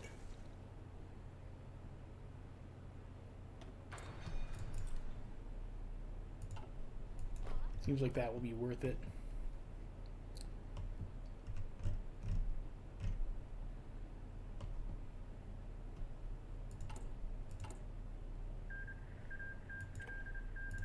Looks like Princely Fed's doing alright. Good for them. What's their stats like over here? Our stats are much better than theirs. No problems there. Do that. Let's go ahead and get ourselves some more military factories.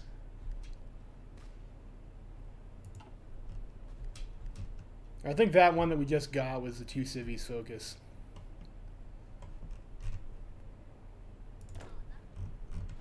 Over here in East Asia. We got pushed back there.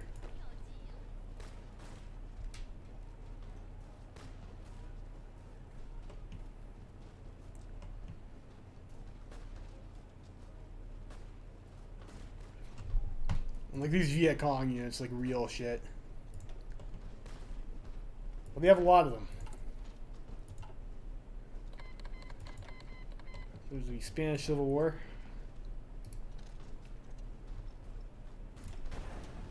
Give ourselves a forced attack there.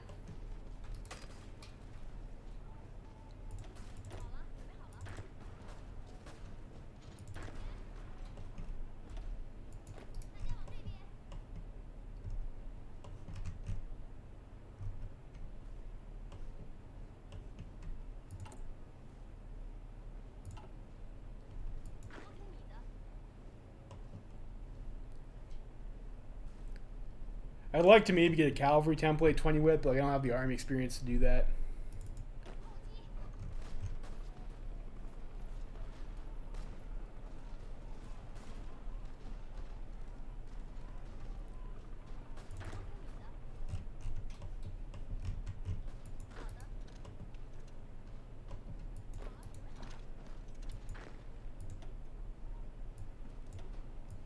have like full org over there. It's going to do nothing. You know, I'm just going to recall these guys. And, like, it doesn't really matter to us who wins there. Like, I think Xinjiang should be able to pull that out eventually, I hope. And, like, I don't want I don't want to have units in general stuck over there. I'm not going to go and grind those mountains, and, you know, that seems a bit counterproductive, so we're not going to do that. Keep attacking there.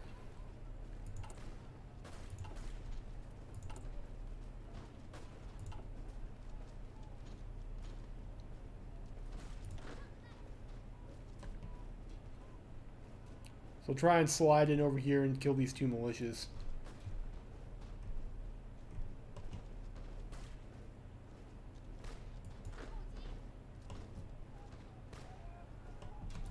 Alright, now let's actually go this way.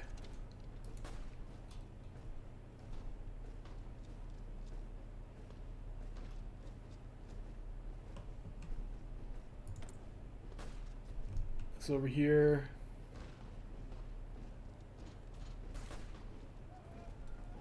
You want to sell out again? Let's go ahead and click this one over here.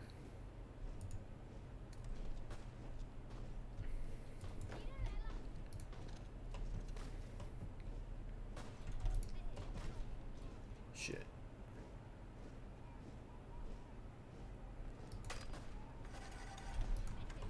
This is like another one where like the AI is just so stupid. German East Asia front. Like, I don't really have time to babysit this. I have to make sure the Mock League win. I don't want to lose a division for nothing. So like I'm a bit hesitant to commit too hard in East Asia. I think I'm just gonna recall these guys. I don't want to have to deal with microing two places at once. Do you want to sell it again? Like, let's just go ahead and do this. We can just get these out of the way. Of course, I misclicked there. That's gonna suck. I wanted to do the other one first, but it's fine.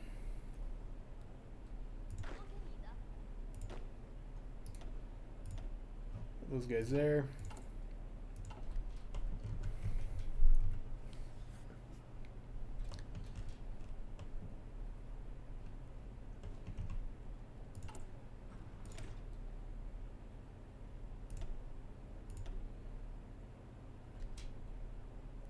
Thing we might want to do is get ourselves our armored template as well too.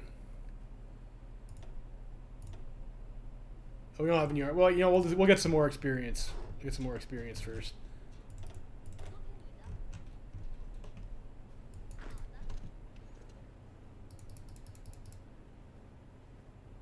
This would be so much easier if I had an extra unit, but I do not. It's like I'm not gonna be able to trap this guy. I need the AI to pin him, and they're not going to do it.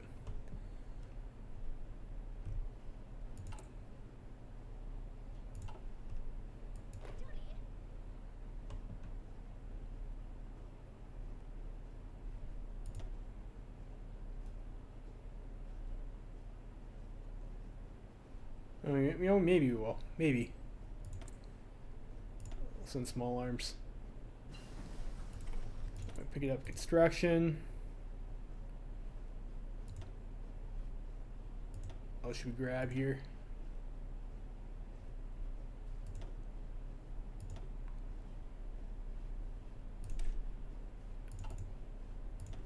So maybe just go for the next industry tech. That's a bit, you know, let's pick up. I don't really need, well, you know what, I might actually need radio soon because the Feng Tian Zilli war can start early potentially. I think it's 1938 anyways. Maybe we'll be able to catch this guy out. We can only hope.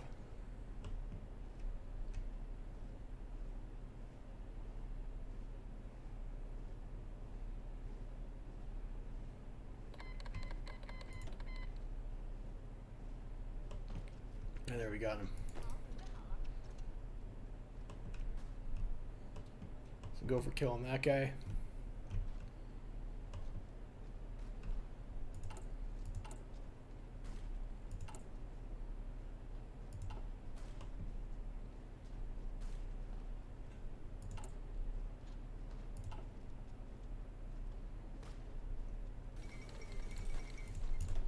Mozambique Bush War. There's a fun war.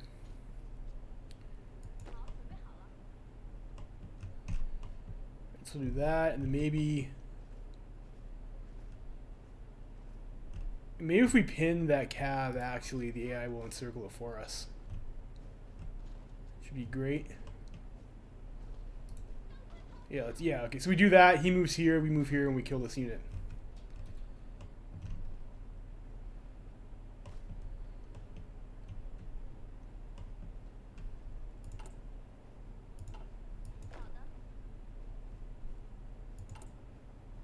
What do we need for our first army reforms? 100. I think I want to get ourselves our light tank template first.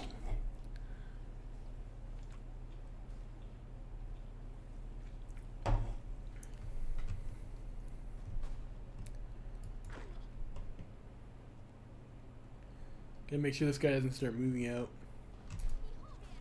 Well, it's fine if he wants to attack someone.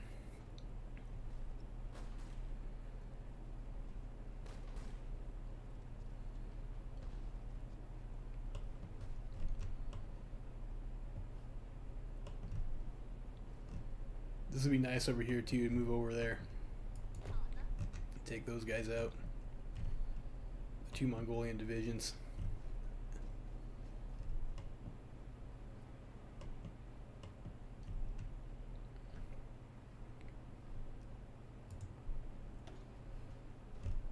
This is only a 1 tile corridor over here too, and if we lose that, the 8, like it's much safer to do this first, I think.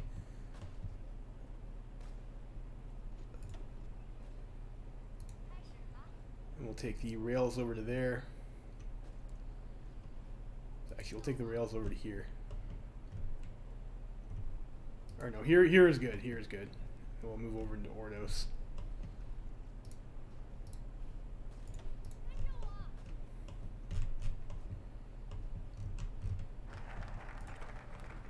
That arsenal, look at this arsenal over here.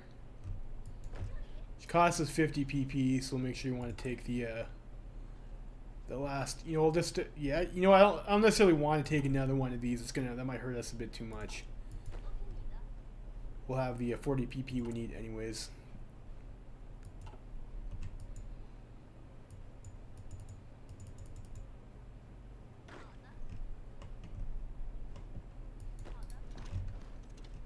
Finish off that guy.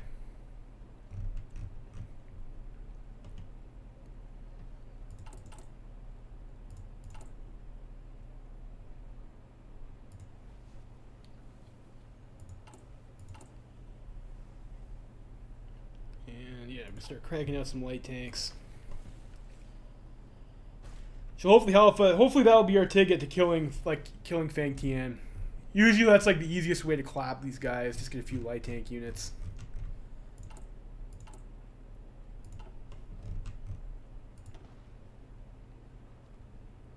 Fortunately, this is a mountain tile.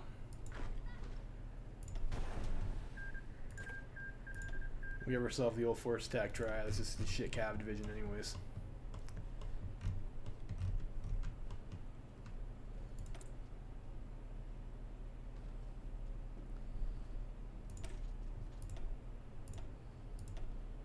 With a light tank.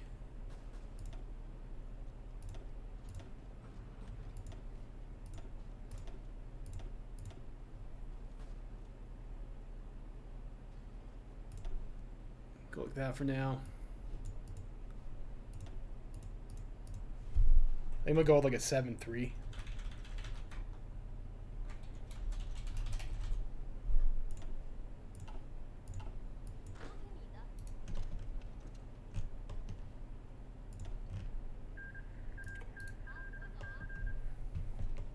Get ourselves up to the front with the rails. Rails, and we'll do the last part of Jiang Bale's plan over here, so we'll be done. Hopefully those border forts finish before the Fang Tian War.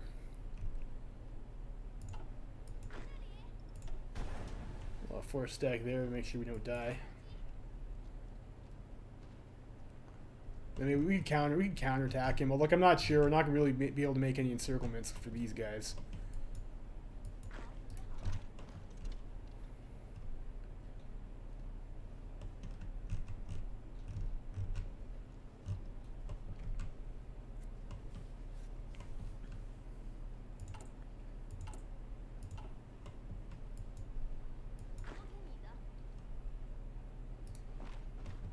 Go this way.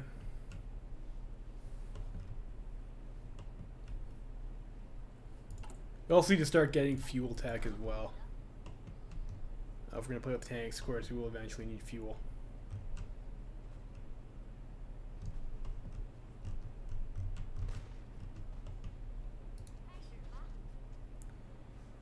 Go for this cav kill.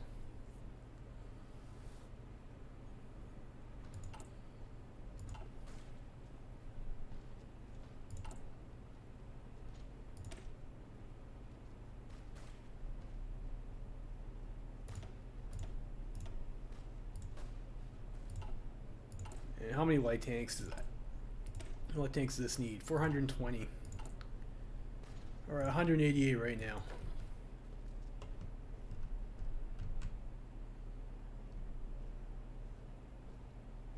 Three days.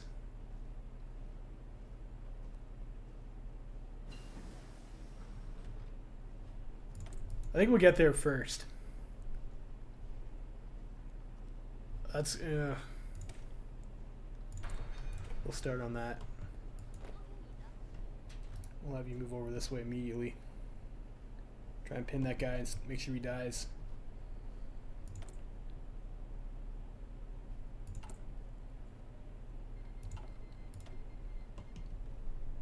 Argentina declares war on the Patagonian Workers' Front. Fair enough.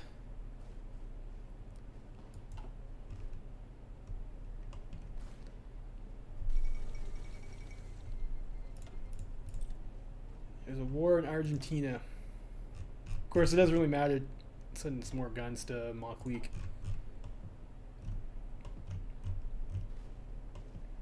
I swear to God, if the Montclair side with fucking Fang Tian, I'll be so angry.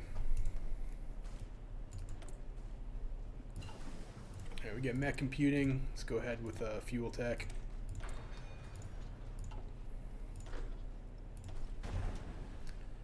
Ourselves the old force attack try there.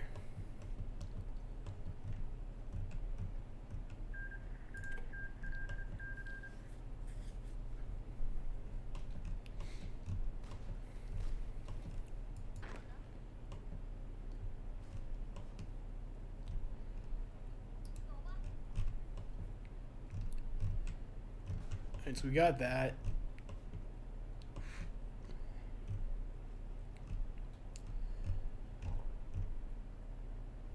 It looks like this guy got encircled over here. This one Ma Cavalry unit.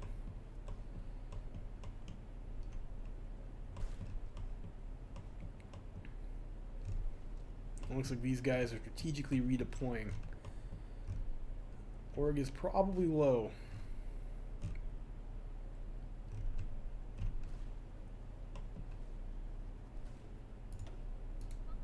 Let's actually go this way. So we'll come over here with the on the rails. We'll try and maybe force attack this guy off, and then try and push it over here.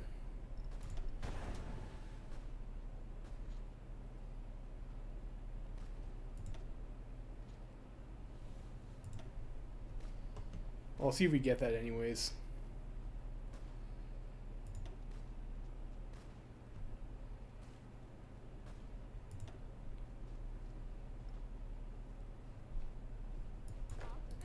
No, we cannot. It's a desert or a mountain. It's a desert.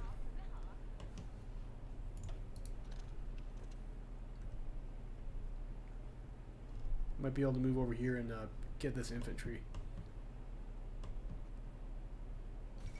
But, you know, if we pin this guy, it's not going to happen. So walk up this way.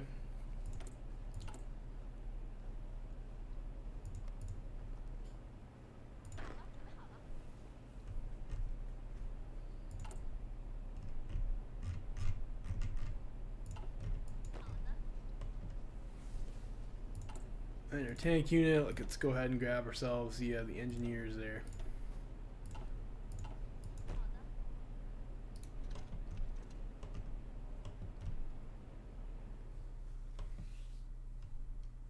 I will maybe try and walk around this way over here and try and grab these units down here.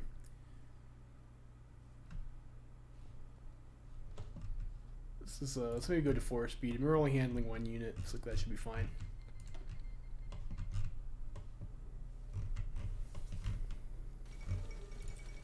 Crisis on the Dawn.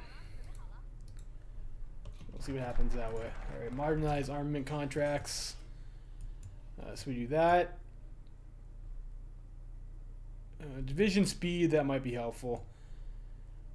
Land doctrine would be pretty good too. Get decisions to purchase stuff.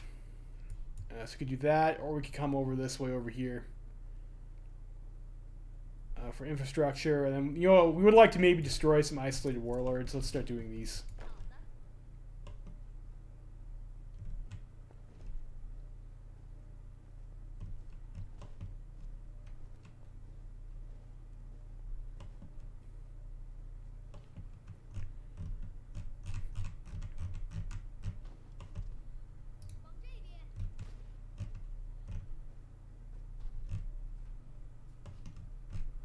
Hopefully done enough damage to Mongolia here, they're going to have a hard time. They got like a lot of units encircled. Free military factories, we'll put those onto our Panzer tanks. Get some steel from Germany. Or not. We'll get some steel from Germany.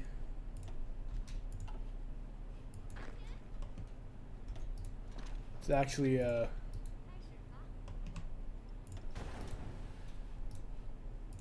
should we kill this unit?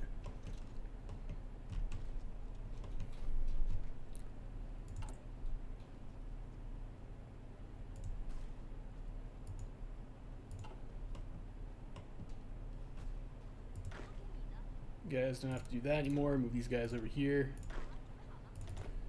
And we need to do like some other focus before we can actually deal with these, which actually might be a priority. That's which focus is that? Reorganize warlord divisions. Let's actually do this now, because that's gonna really fuck us over on our divisions cap if we can't. That's cost us a few days, but that's I forgot about that. I don't want to be wasting divisions cap on 3-width fucking militias. That's awful. This over here. This guy's gonna walk out. Or no, he's not.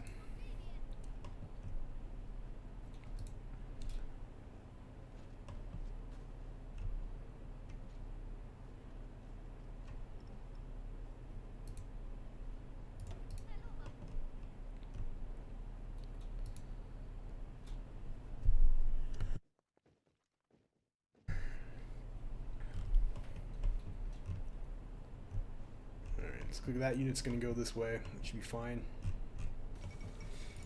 Totalists and Baharadia commune. Okay, that's cool for them, I guess. Do we want recon here? Might want support. We'll just leave that for now. Well, I'll go relink this guy up over here. Maybe come around this way.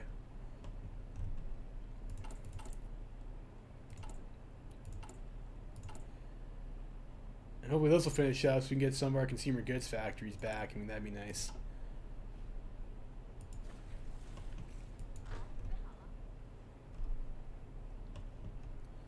Well, this guy's moving for us too. Hopefully he's going over there.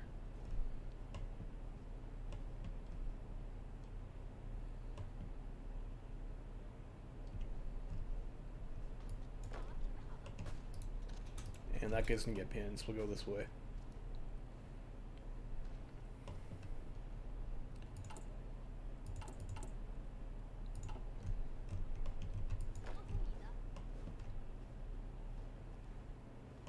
It's nice that the AI is actually doing something here.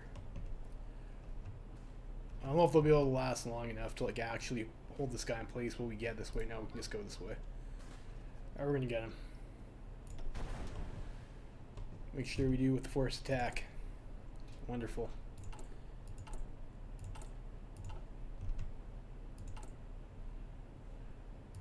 Let's make sure we stock up on rifles too. I mean, that should be fine.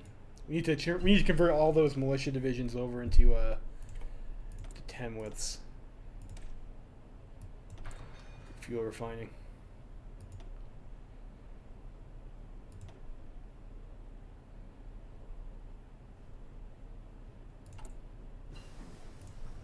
radio. I think I'm gonna start on the medium tank.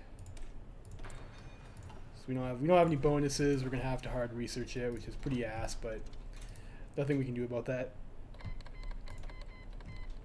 And there's the war in the Middle East. It's fun for them, I guess. Let's go this way.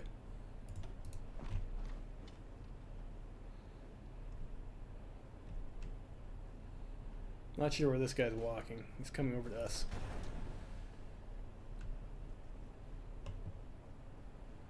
Try and deorg him, and then we will wrap around this way, maybe.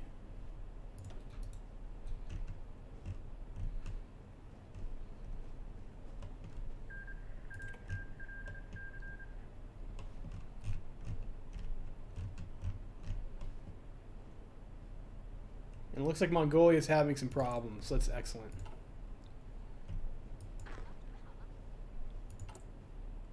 Looks like we have enough for our first 20 with light tank too. I don't know if we want to commit that over there.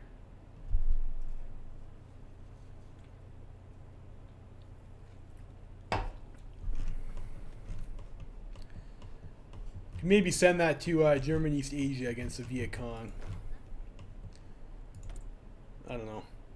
Some small arms again.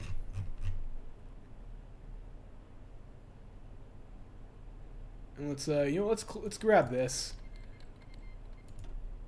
Maybe that was a bad idea. Like, we don't have anything. We don't have enough factories like build anything now, anyways. So.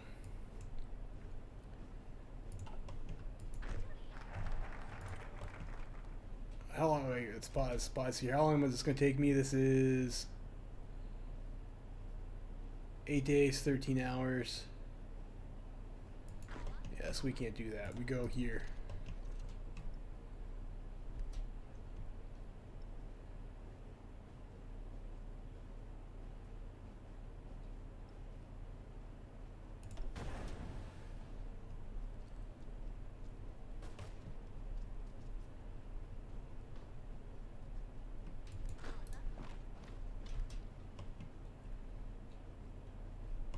I think we'll be able to get him this time.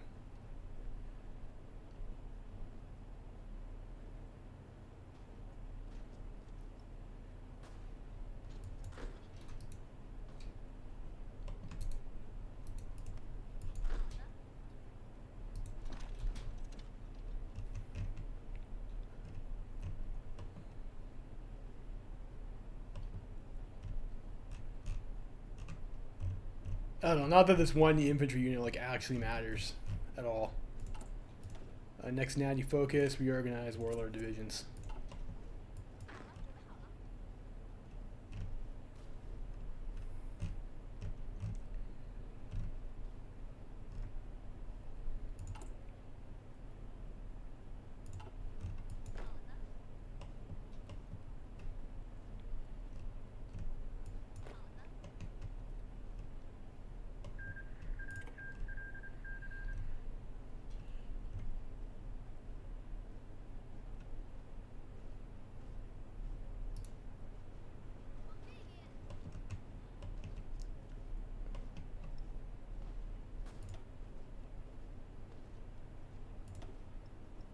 Four stack, make sure we get this.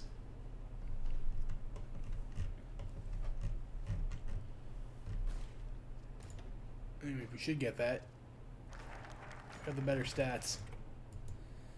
Reorganization of the warlord divisions. Many Zili warlords possess personal armies that they use to guard the provinces they govern.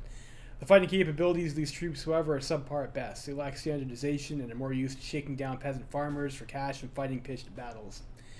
Wu Pei-fu, as part of the overall plan to prepare the Zili military for the inevitable conflict with Japan, has proposed reorganizing and retraining these personal divisions along the national division standards. This plan is met with considerable opposition from Zili generals, but we can overrule their concerns with significant political capital. If we proceed with reorganization, the new divisions should be ready in 4 months. If not, we can reorganize them at our own leisure, but it will be difficult to procure enough equipment.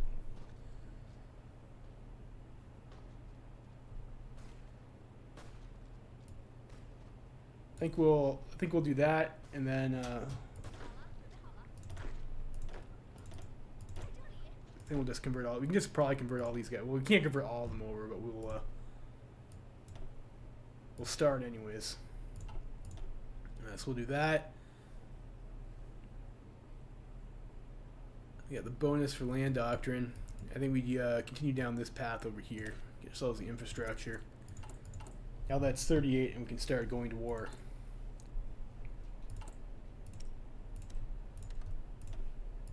We'll use our factory for the steel there. Is there one volunteer? Put that guy over there.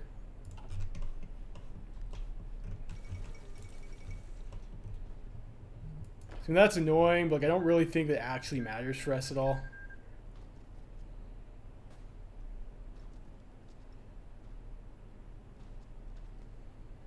And we should be able to kill this unit here. If not, we'll force stack again.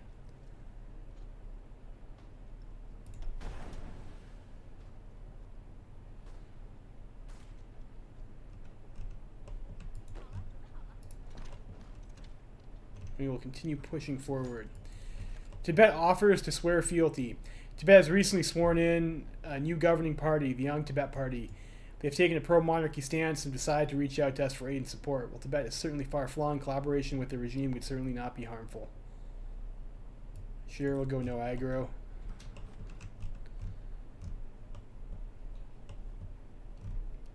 This is an issue over here. That would be very bad. So maybe make sure we defend the Makli capital for the moment. Like, I think Mongolia should just lose anyways. So what do we want to do here? I don't think any of that stuff particularly matters at the moment. Maybe we'll save that for like the we'll have to get up to war economy and like some other shit. So we'll save that for now maybe.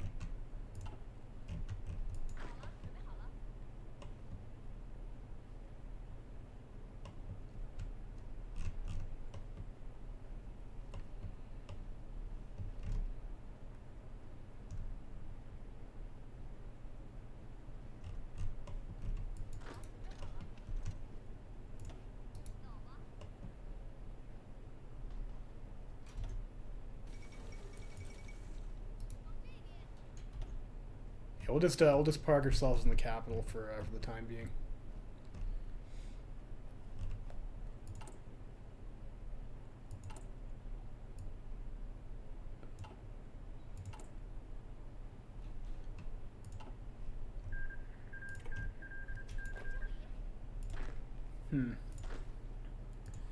Maybe we should like do we have a guy who'd like be like alright for panzers?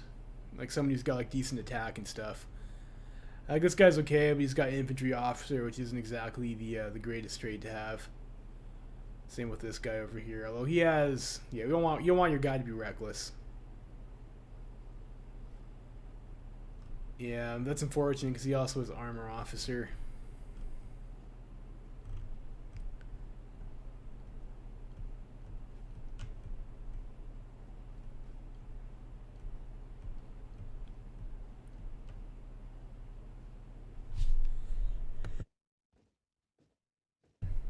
Yeah, unfortunately, most of our generals looks like they're not great. Not great.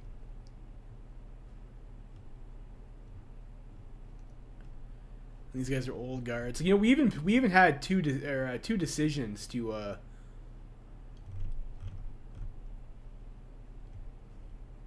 We even had two decisions to take on guys who were like exiles, and like we still didn't get anyone decent. Maybe go with this guy over here. I mean, like Fortress Buster is like okay to have. Artillery Officer. I'm not sure. I'm not sure what the trait modifiers for this are. Or maybe we just pick the guy who has like the best attack in general. If we can't, Yamaji. Oh, Yamaji is reckless though. That's a problem with him. He's also a field marshal, so he's got some wasted trade slots.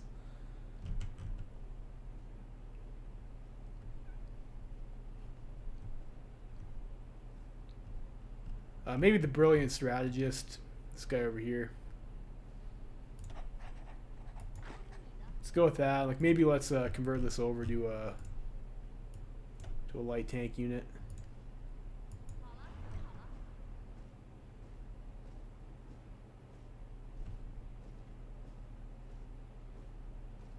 And hopefully they don't attack us while we're doing that.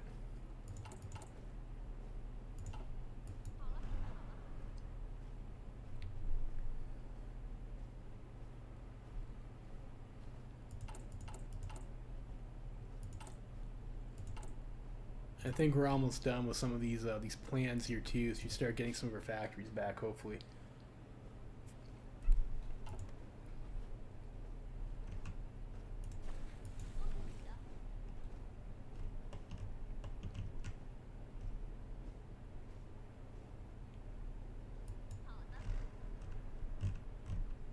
And having a tank over here hopefully will help us out a little bit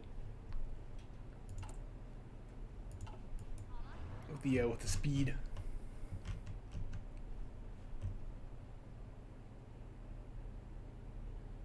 Our replacement is blocked from capitals. Like, that's actually terrible. So I'll call these volunteers for now then. We can send some stuff back later.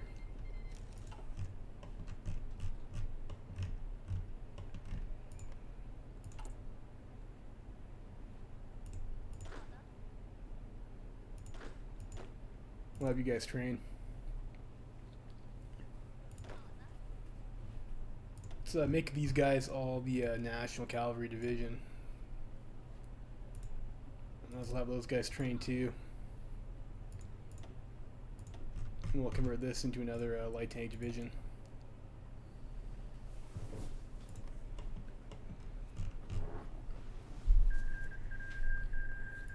A peace deal between Mongolia and Tibet. Oh shit! What the fuck?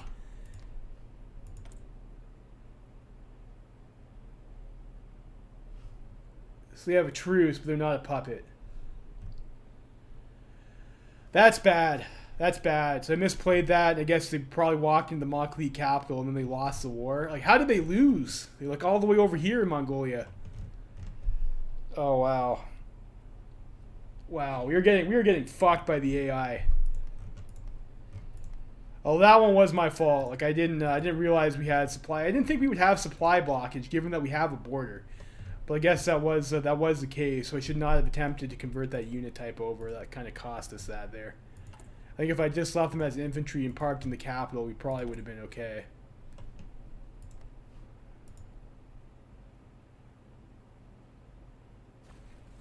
And they are taken over by Shaanxi now. We're gonna have some issues. We're gonna have some issues this game, I think. This is gonna be a pretty tough one. But we'll see what we can do here.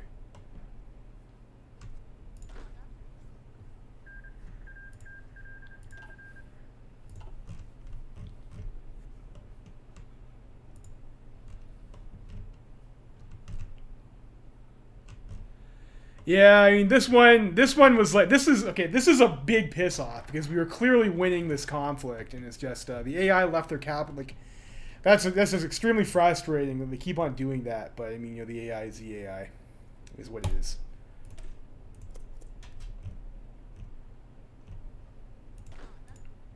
Is what it is.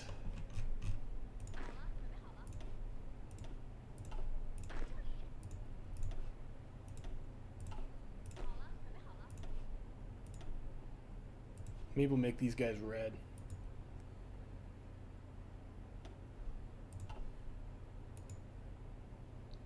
On the plus side, the AI is really dumb when we're attacking them too.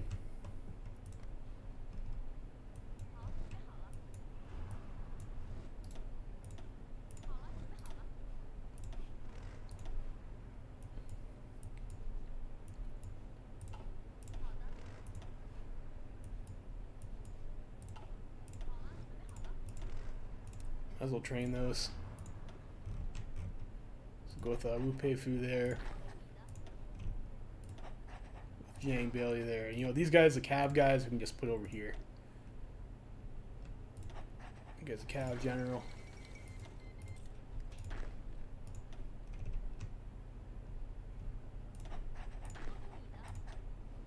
Go with that guy, and like, I don't know. Go with that guy.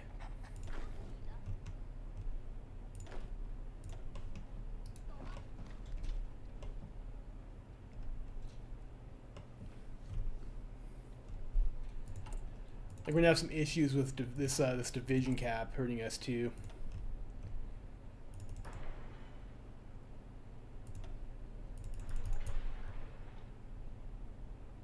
What's our current factory ratio? I think maybe we still want to build civilian factories.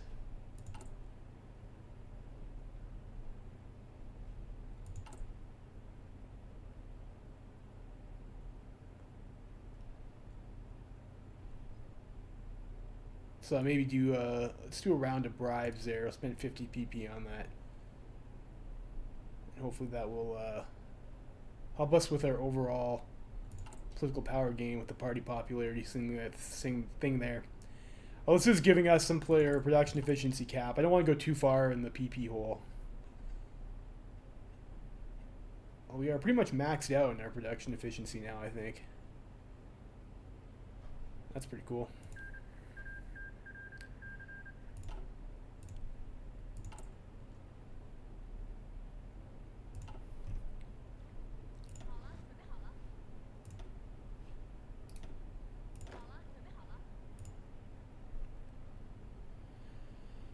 Well, we'll see.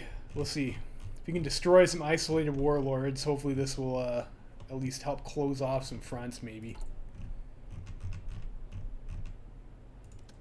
Start going to war early. We do need a couple more focuses to do that. And, you know, I think Fang Tian might come at us before then anyways.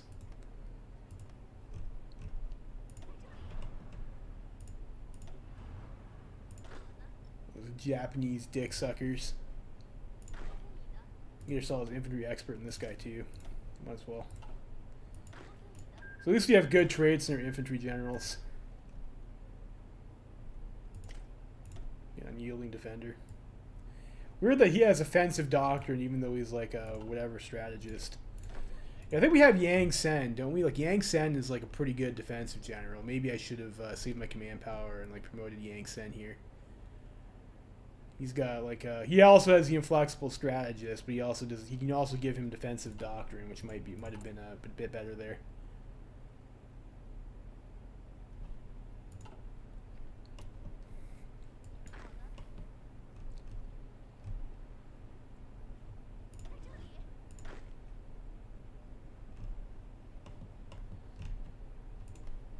What's the situation over here? So yeah, these guys are still a bunch of Japanese supporting dogs.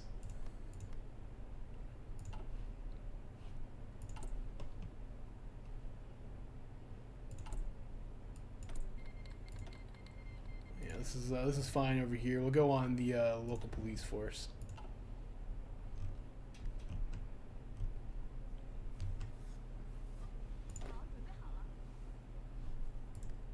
We can go to 5 speed.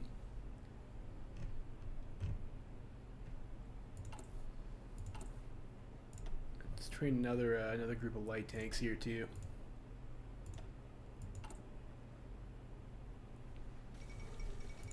Japan announces her ambitions. Fuck you, Japan. Nobody likes you.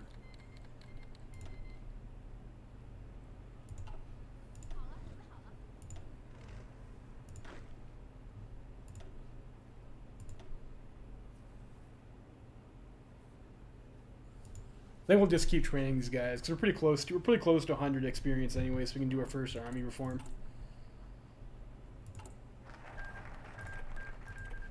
Get that development scheme. Does that give us some decisions to do? It's like no. Like just gets us infrastructure, I think. So we don't have to actually do any decisions to get the infrastructure. We just get the infrastructure. That's nice. Like, unfortunately, none of this stuff actually matters for the medium and plus tanks. This is a bit sad.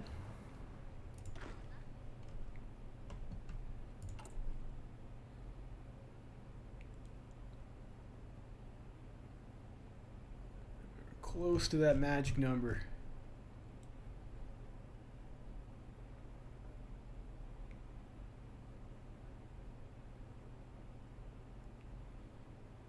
Come on, come on. Alright, let's do that. Continue army reform.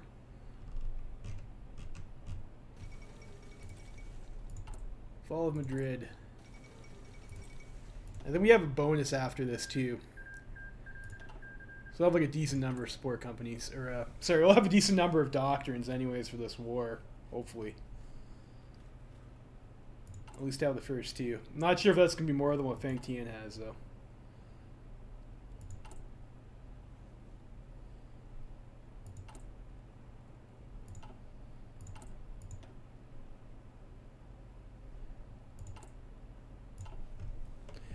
Yeah, this pisses me off so much over here.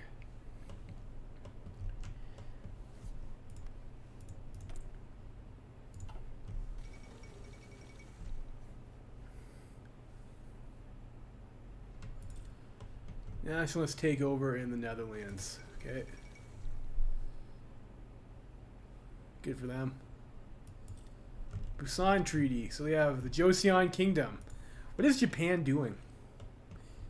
You know, this is a little bit of a downtime too. Let's just maybe take a look around and see what's going on here. So you have Japan is authoritarian democrat. Okay. We have the war over here. Looks like nothing too much one way or the other. Let's go over industry tech here. Looks pretty normal. Looks like CSA might be having a bit of a hard time. Spain looks like Kingdom of Spain is getting their shit pushed in again. Looks like CNT might be good and might be having a nice game there. And Russia has eaten Don-Cuban Union. Looks like Hungary is not going to win that war. You know, how come you guys don't ask for Hungary? You know, isn't that like a fun country to play, Hungary?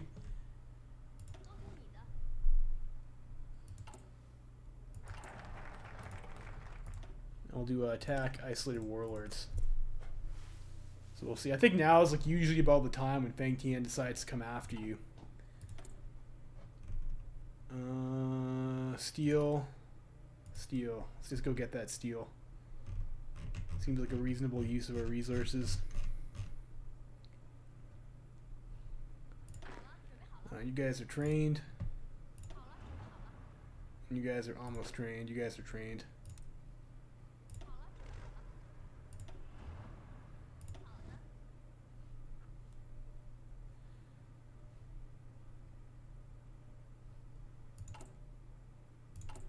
Let's add another light tank unit here.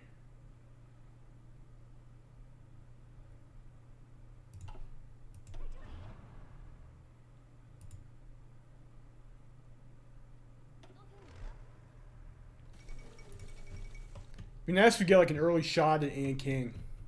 Unfortunately, I don't think we're going to be allowed to. I don't think they'll be considered isolated, but it'd be super cool to kill King before Feng Tian declares on us. All right, let's see what we get with that destroy isolated warlords focus. Who can we attack? We can go to war with King. Yes. Yes, and they are guaranteed by Feng Tian. So we could like go off. We could go for that, but I think Feng Tian's going to declare on this anyways, and so these guys do have the guarantee. Go after Sichuan. We could probably kill Sichuan pretty fast. We take out Shaanxi clique. I think Shaanxi might also go join Feng Tian, so I would like to avoid having another piss-off front over there. So we're going to start making some plays soon, but I think I'm going to take a quick break here. I'll be back in a couple minutes. Levy Freeman on a break.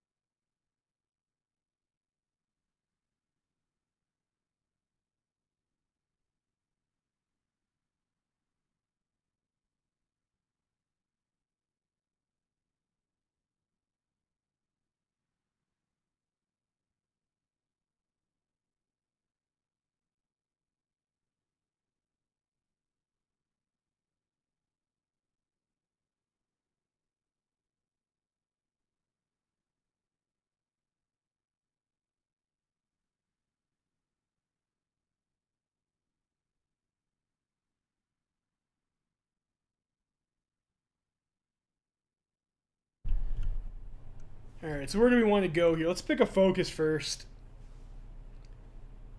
So we can do this, we can do that. Core state's cheaper. And then we can grab this over here to get rid of Fractured Empire, which you probably want to do.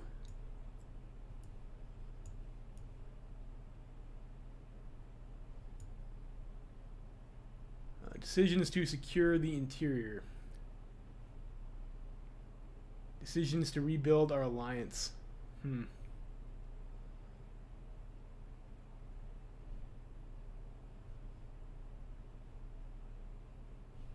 may be better just to like try and take him out.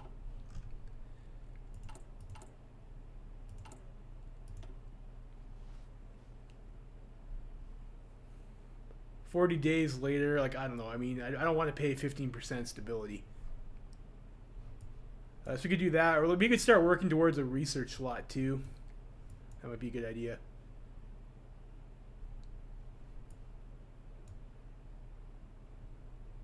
Yeah, let's do this one over here.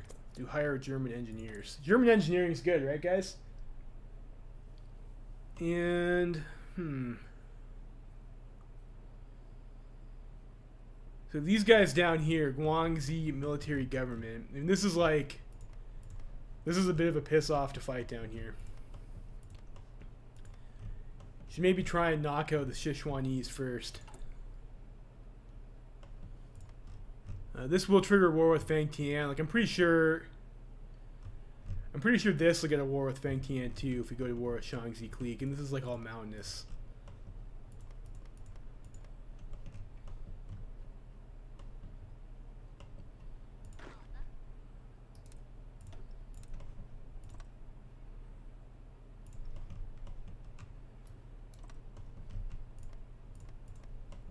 And there's like a lot of mountains over here too, but like most of their victory points like over here. And we have like some easy breakthrough points. I think this over here is like the plains tile you usually break through on.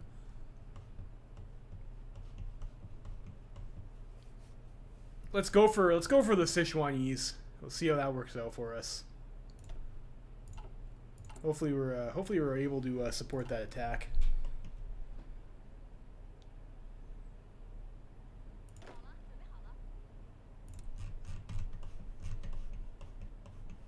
And if not, we'll just have to we'll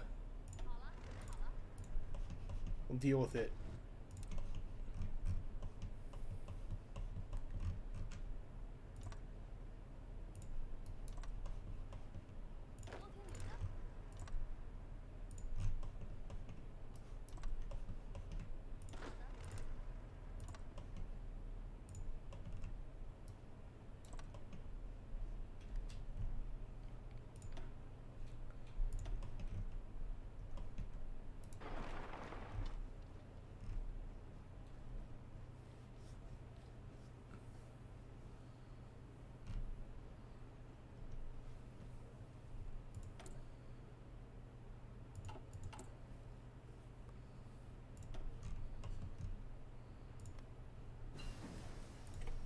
We'll get delay. We'll get the mobile defense here.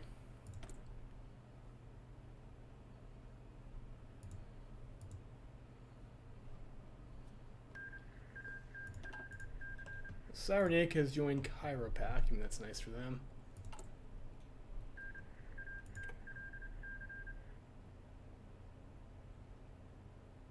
This drags us into war with Fang Tian. We might have a problem though. We'll see.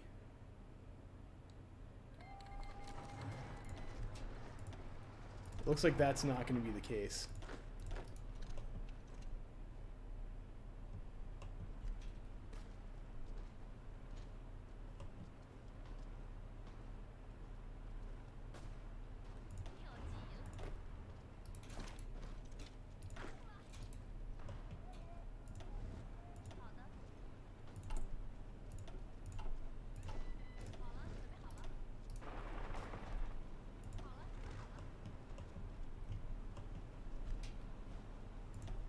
Three speed here.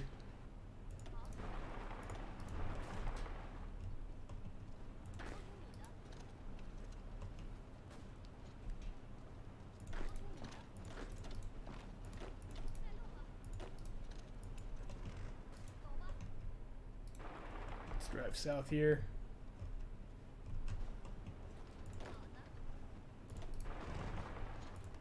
It's a mountain. Okay, we don't need to grind a mountain. I'll have this infantry unit attack over this way.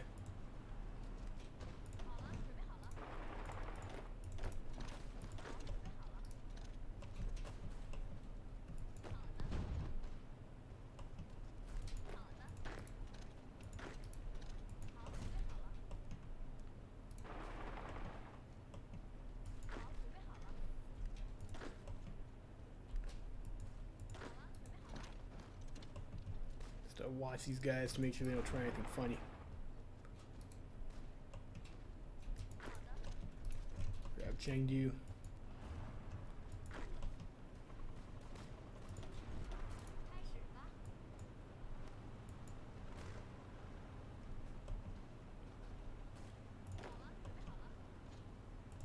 Pin there.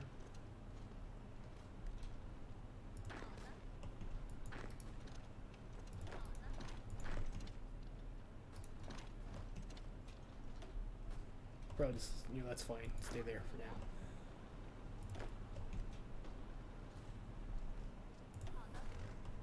There's our other tank unit. Bring you guys down this way.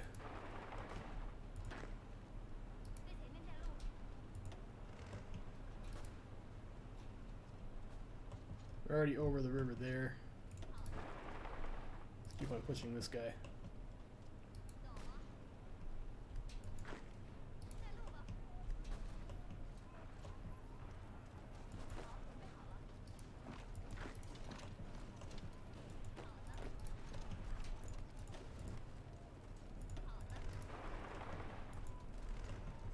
Ourselves a cross over there.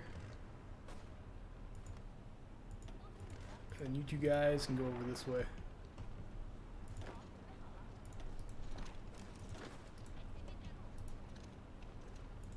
Should we pin there?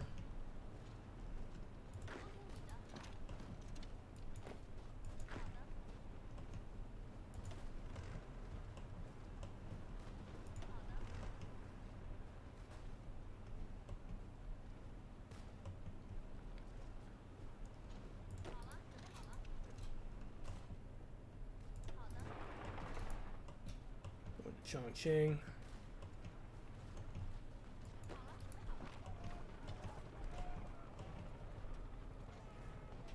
The tile doesn't actually matter.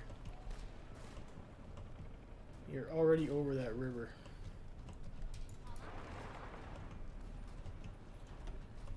Stay there for now. You guys can stop doing that.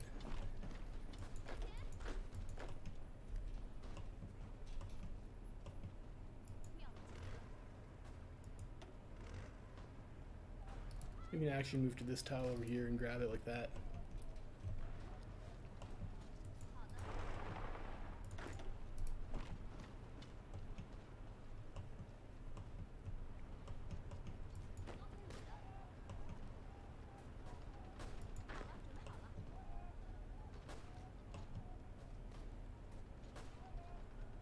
Gotta watch that to make sure we last stand if we have to.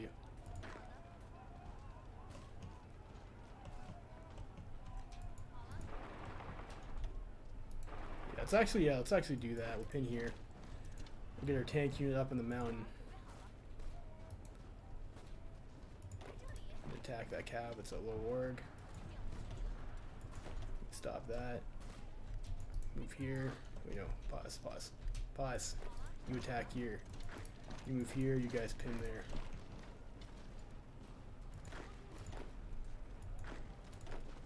You strategically redeploy there. We'll give you a Yang Sen over there, and we'll force attack you. Make sure we don't get cut off.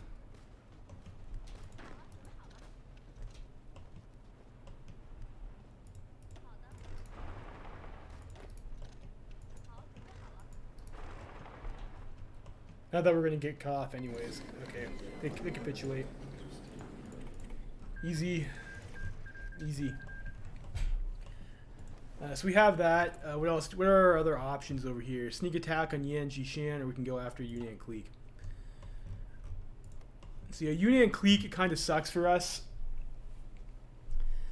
This is shitty terrain. Kunming is a hills tile. I mean, that's not too bad.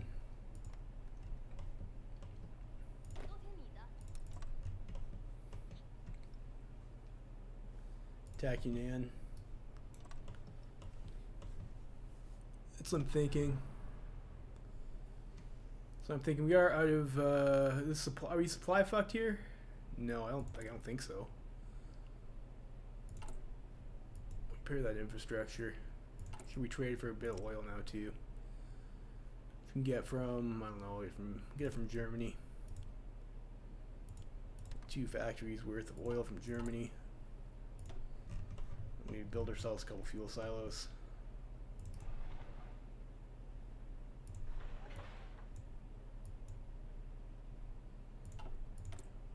And decisions. We should get some integrations now, right?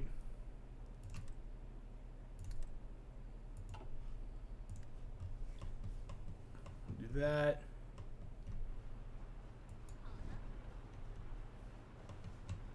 So there's a river over here. Kunming, this is a mountain tile. Probably try and take their capital. Go for this pinch.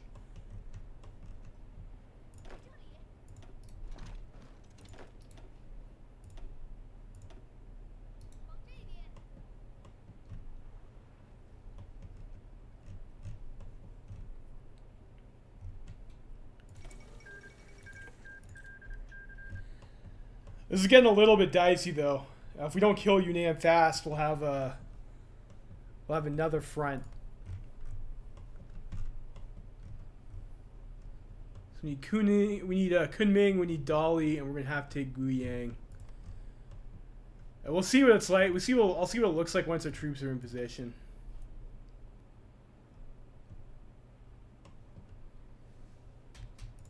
See what is the intel ledger on this on this say? 6 to 42, so no fucking clue. You know, let's go for it. Let's go for it. We'll go on continue army reform. We'll go after Yunnan.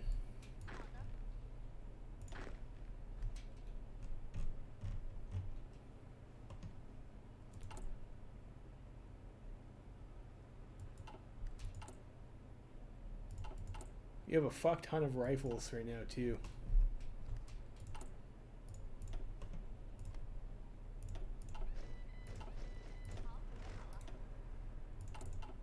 How are we doing on light tanks? 85. Not enough for another unit. Hire German rail engineers. We got all the German rail engineers we could ever want.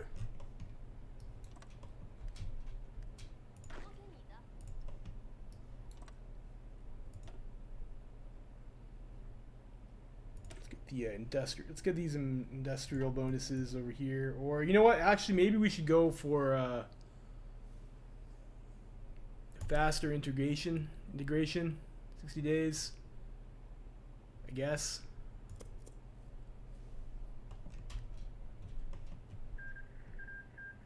This is getting really risky. Like I'm pretty sure we have like 1 month to kill Yunnan, otherwise we're gonna get caught out by Feng Tian.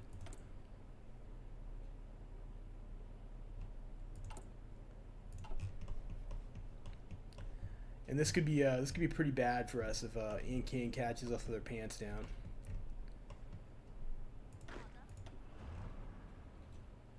Well, we'll see how this goes, anyways. You know, now that I look at it, I think this is actually a river.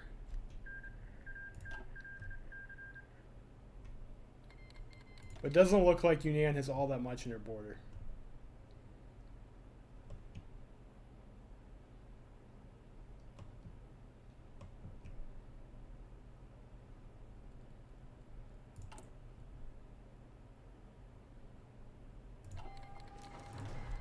Alright, it's on.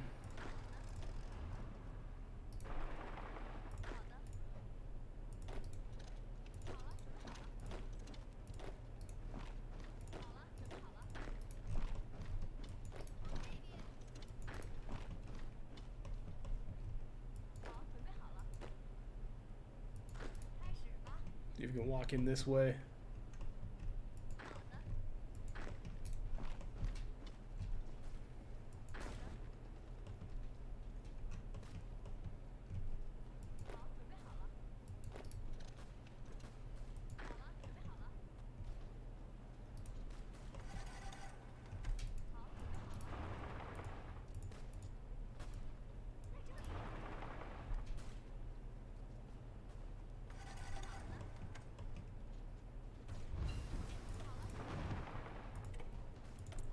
Medium tank 1. I don't think we're really ready to switch over yet. Let's go for the. We don't need machine tools. I think we're already at 100%. Let's go for construction. Go to Guiyang.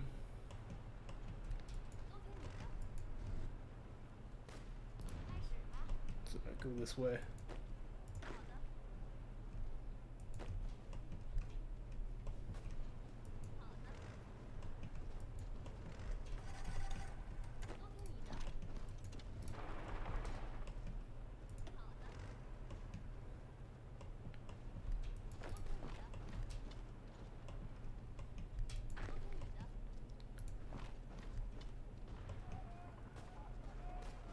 Take Kunming, which will be excellent.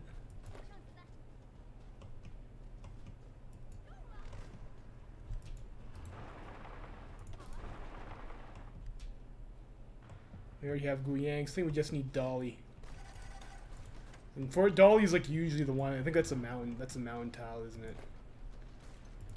Like that's the one that's gonna be like a pain in the fucking ass here.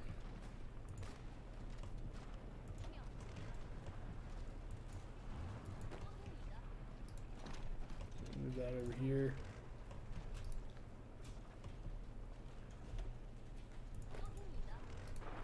Let's get our tanks together.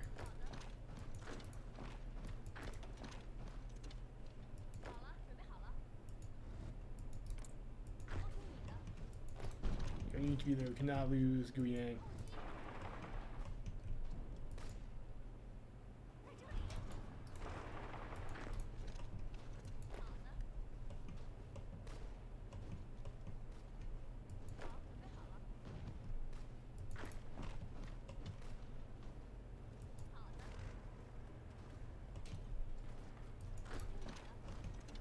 I need to take Dolly. What am I thinking? Dolly here. And these guys look like they want to attack us, which is great.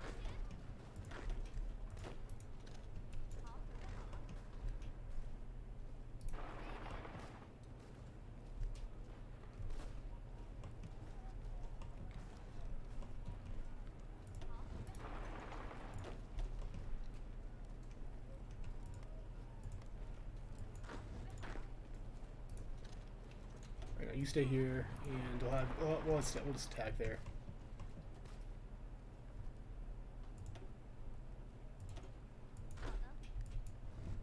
All right, so they want to send a couple units off. That's fine with me.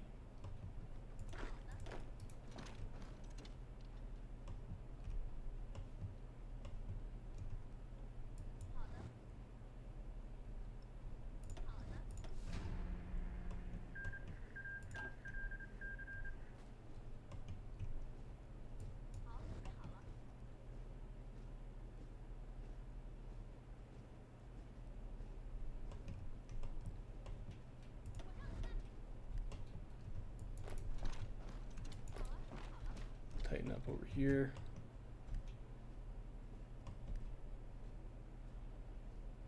I'm just gonna wait for that guy to move, and I'll attack him with the tanks.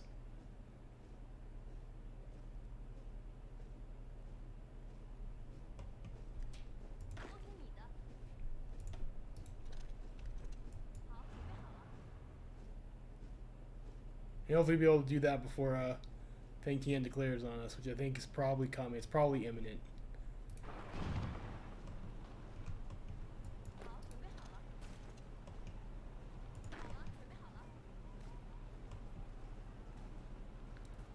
It looks like we're beating these guys pretty fast.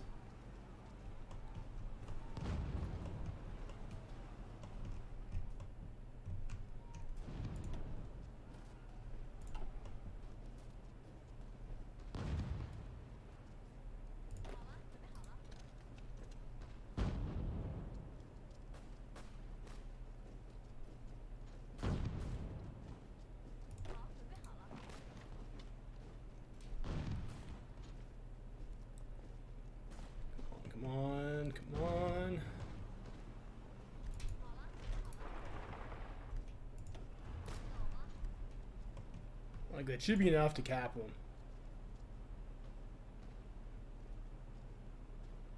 Yes.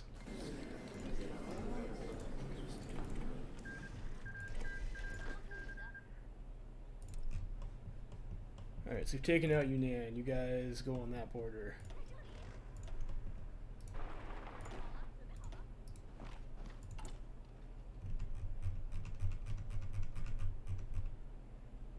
Don't have enough for integration decision. Well, that's alright. It's alright. Yeah, that's we got lucky there. I think Feng Tian's a little bit late. But at least something's like going in our favor. 75 PP for that. Can we sell out to Germany? That's still an option. Yes, we can. So we will do that, and let's integrate.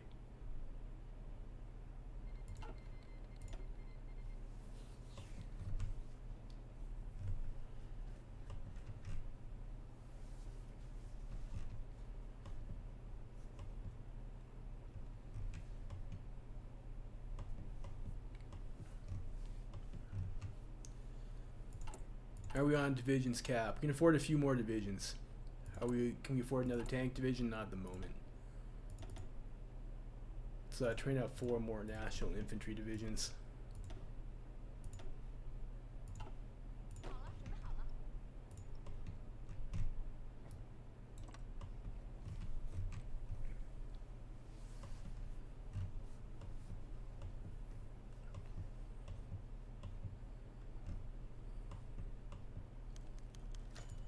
Ties with Ostasian. Okay, so this is I guess this is like a German concessionist event here. With our current amicable relations with Germany secure, the Ostasian administration has taken steps to support our fledgling naval buildup. While their reasons for doing so are no doubt entirely pragmatic in nature, the help they have offered is no less beneficial to our own survival.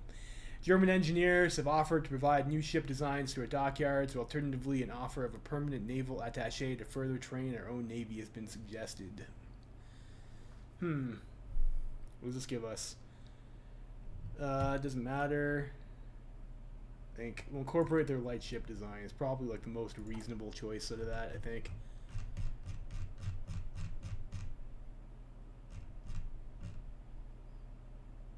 Go after the Guangxi. That's too greedy. Like I'm pretty sure Feng Tian should be coming for us pretty soon. If not, I think maybe we just go after them. So do that. What else should we grab? Probably industry research bonuses. We'll get the Krupp steel. I think now might be the time. Might be the time.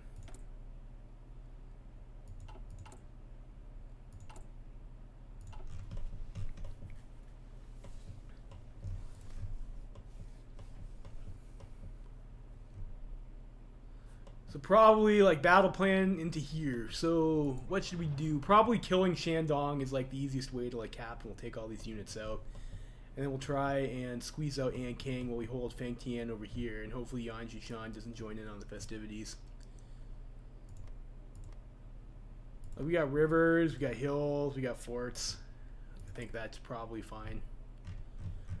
So I think we do want to start having a reckoning with our boy Zhang. Guang is too greedy, but Hunan is right for taking. I don't have a decision to take Hunan. You don't get that. You just get like, these are the only options we have. I mean, maybe one of these other focuses would secure the interior and rebuild the Zili coalition. Like maybe these things over here. But I think I want to knock out Anking, and maybe we'll settle up with Feng Tian over here,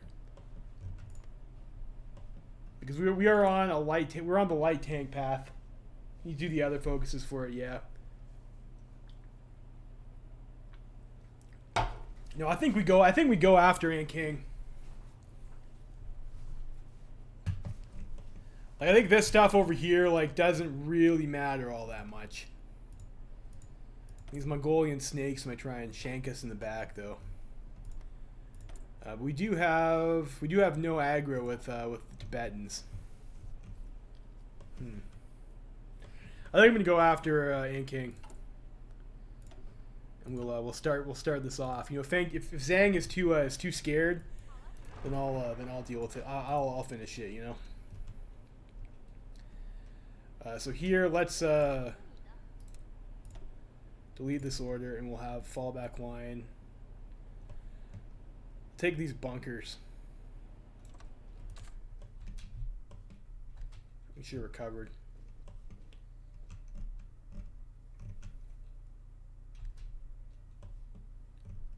We'll kill Shandong, and then we'll push King, and we'll hold them over here.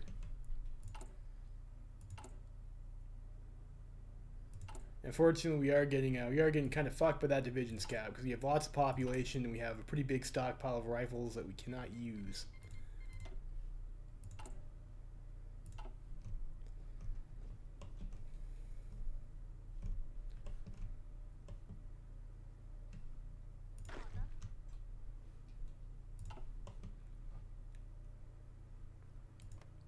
This is like a plain style too, so it should be like taking candy from a baby, knocking out Shandong.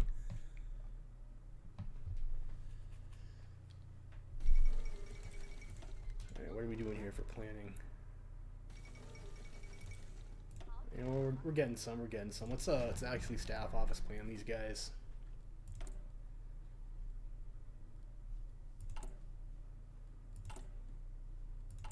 Let's maybe do the intelligence. Don't want the intelligence agency. We can just build these fuel silos. Civilian factory count's kind of dog shit. Maybe we can do some more integrations if we can sell it to Germany now, though. Although we just did sell out a little bit, so I don't think that's gonna happen. We're getting some integrations though in 8 days.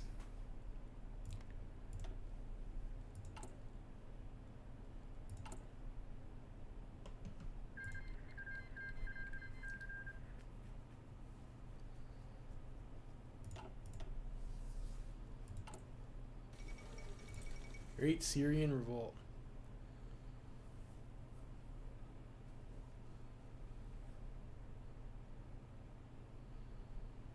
Integrations. Hopefully that will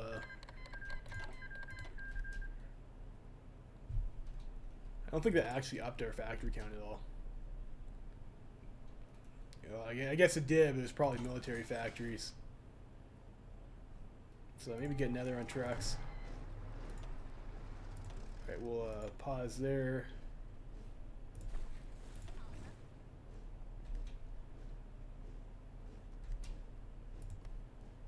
Gonna call these guys. Oh, we can just declare war on them anyways.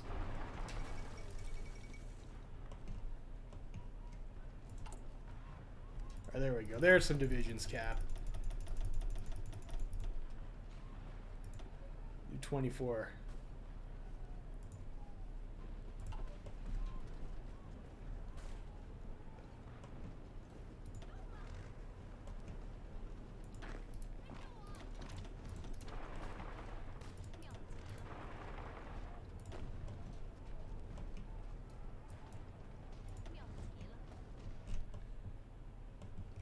Tian's not doing shit up there.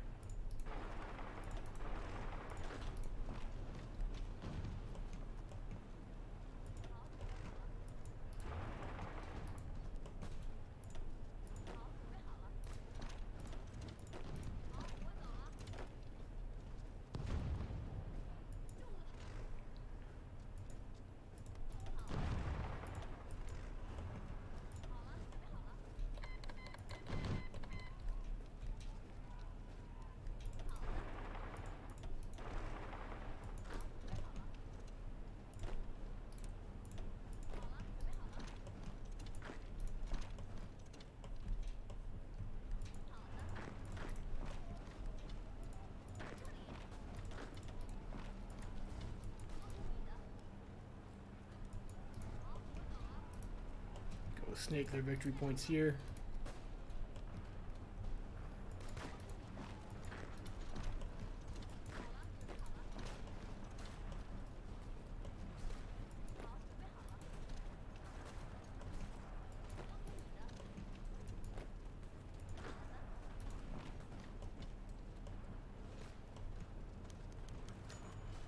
Archaeological excavations around Anyang, Henan province, have unearthed a massive bronze burial vessel from the Shang dynasty. Thought to be the largest ancient bronze in the world, discovery has been celebrated around the world as a massive victory for Chinese culture and history. With the threat of Japan looming, however, archaeologists have reburied the sarcophagus, hoping that once we have defeated Japan, we can exhibit it safely in a museum. Welcome to China. Yep, our finest hour. Okay, that's of course the usual childish fantasy. Yes, I will take. No, thank you, Germany Stasia. That's like super cool of you to do that. It's, yourself some volunteers there. Let's actually hold off over here.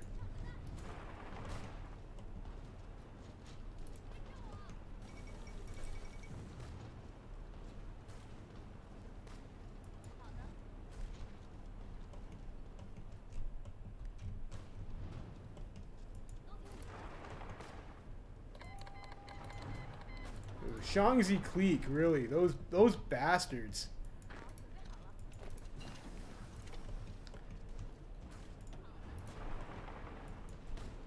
Alright, so we're gonna have to modify our plans here a little bit.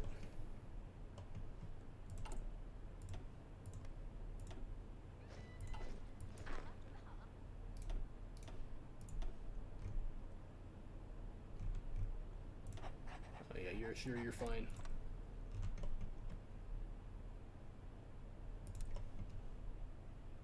Fucking Shaanxi. Pause here, research, what do we want? Let's go for the next fuel refining.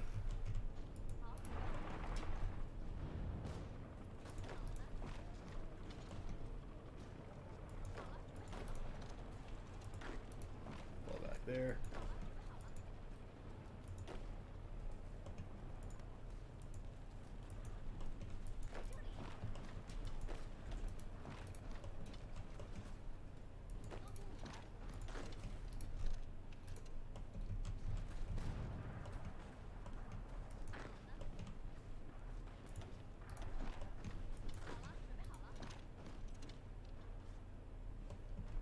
Yeah, I mean, you know, this is fine. It's not the end of the world.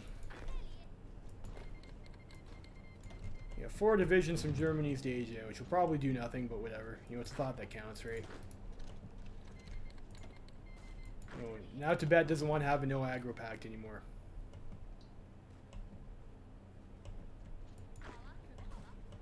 We have like another 24 divisions coming up soon too, which will be like enough to squash this.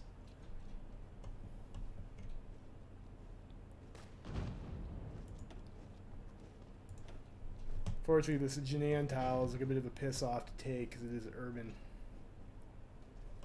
We should get it eventually.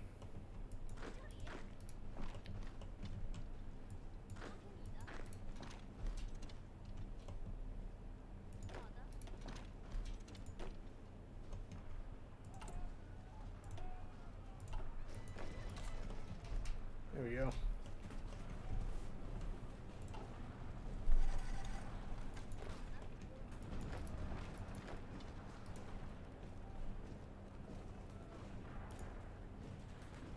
So these guys help us out. You guys pin here.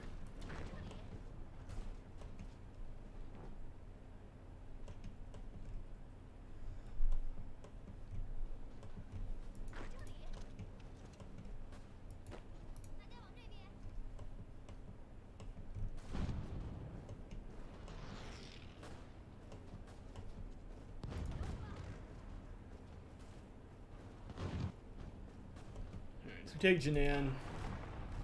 I think we should be able to grab Shandong pretty quickly.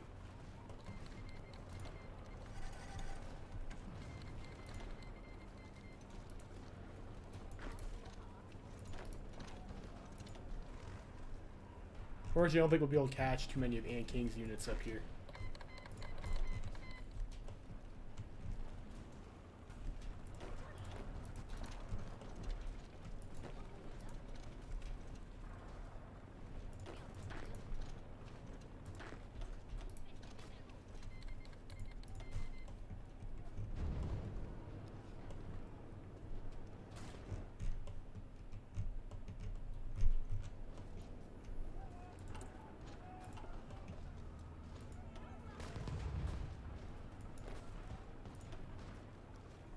shit.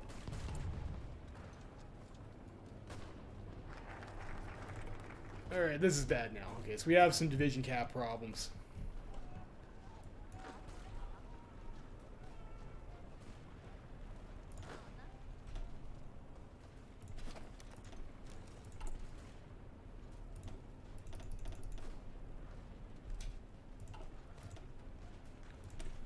Let's go for the research slot, I guess.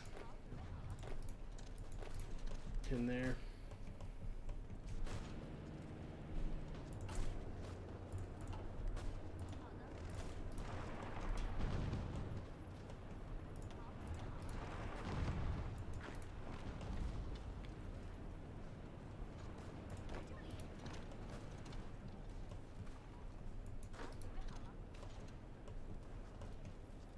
That's a piss off.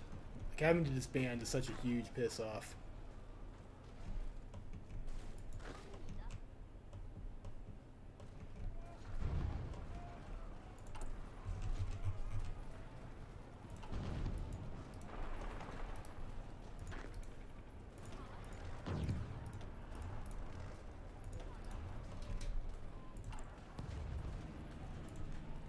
Hopefully this current number of troops will allow us to attack at more than one unit at a time.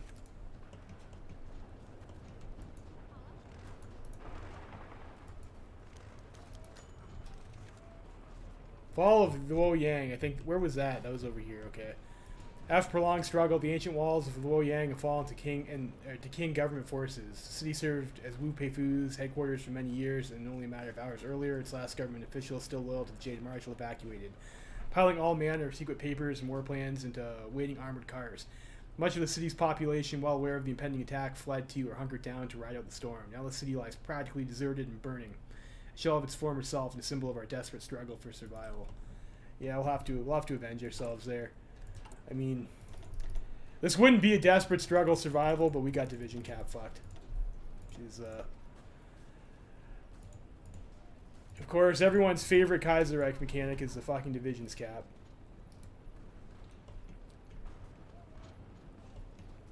Can we attack with more than one unit now, I wonder? Let's see, let's get ourselves that next tier of industry there. How are we on tanks? Can afford another tank unit too. Let's pin here. Shandong should. I guess we still have Jining, don't they?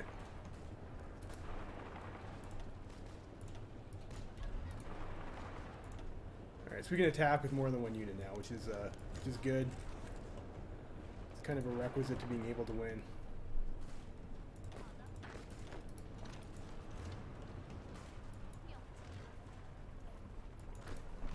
Attack there.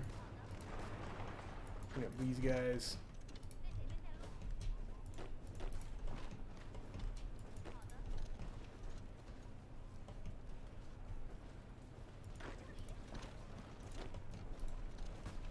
And those cavalry units probably aren't all that strong. We take their capital there. And I think after this we go capitulate Shaanxi. If they push us back over here a little bit, that's not too big of a problem.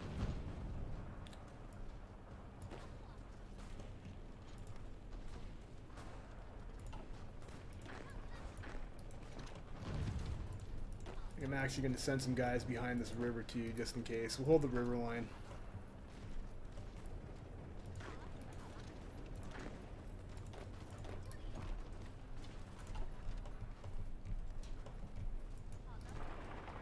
Shandong is still not dead. That's extremely frustrating.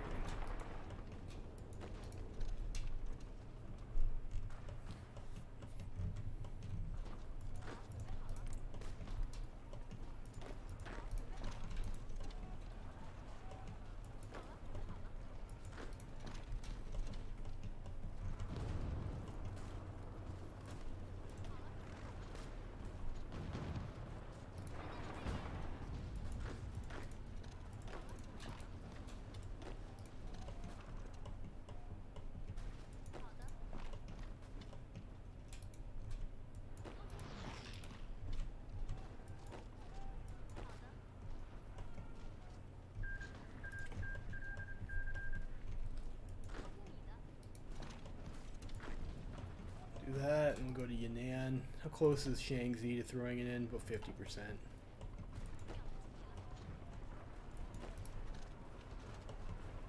Attacking over there. You guys attack. Finish off that one unit.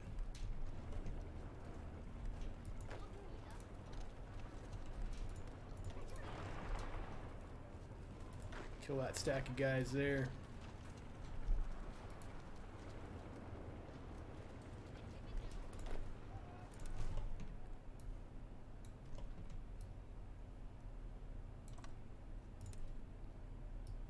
Just hold another front line like so.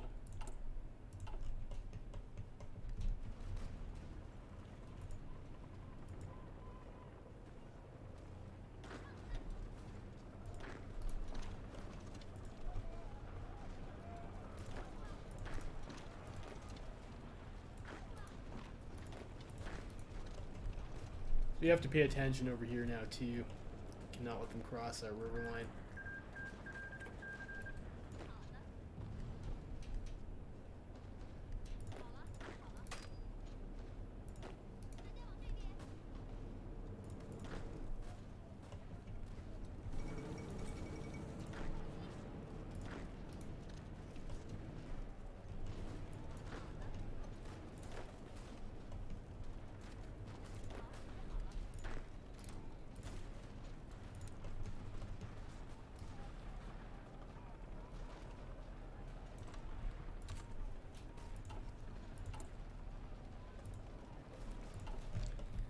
I can't really deploy more of those divisions until we get make sure this guy doesn't fall.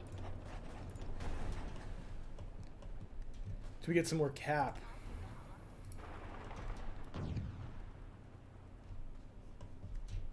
I think requires that we deal with these guys over here.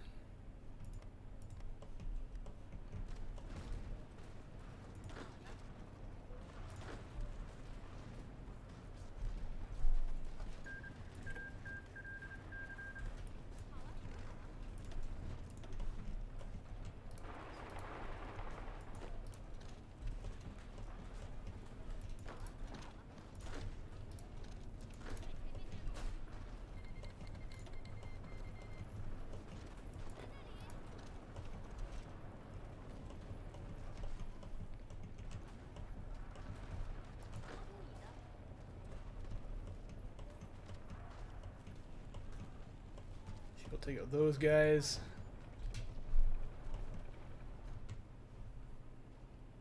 Should we have a appropriate order over here? The capital's in Lanslow over there. I mean, it's annoying they got a little bit thicker, so they're gonna be a little bit more difficult to capitulate. So go up this way maybe.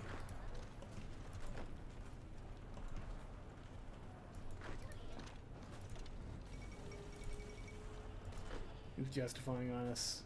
Empire of Japan. Of course they are.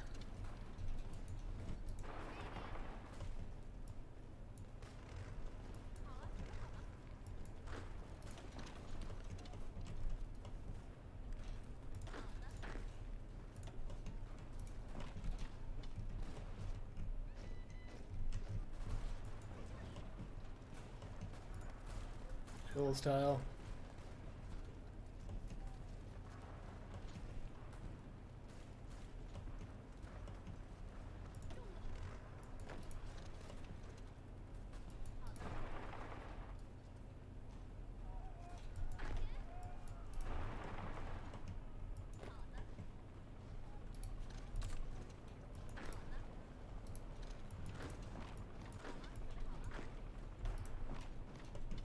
Those guys off.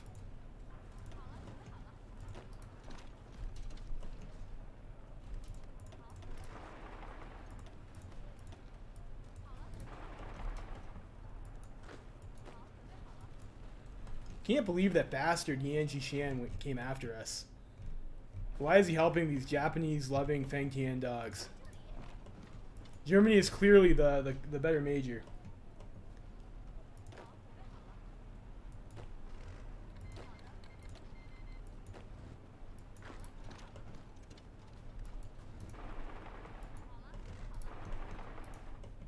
Hanzo over here. Go this way.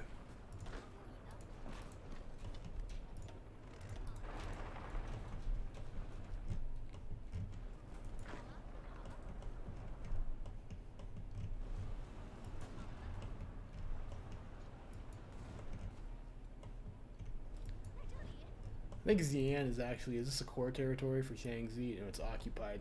I think it's actually my territory there.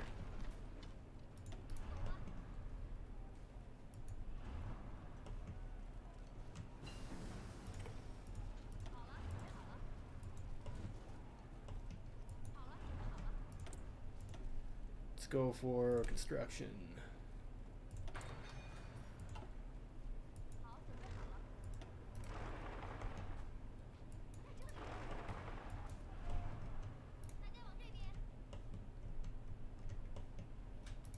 Saying, yay, how are we doing over here? So their capital is in Yan'an now.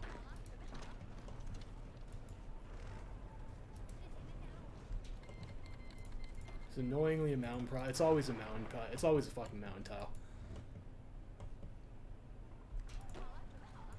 Move you over here.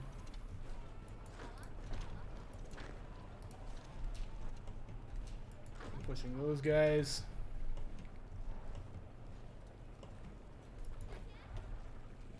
You stop.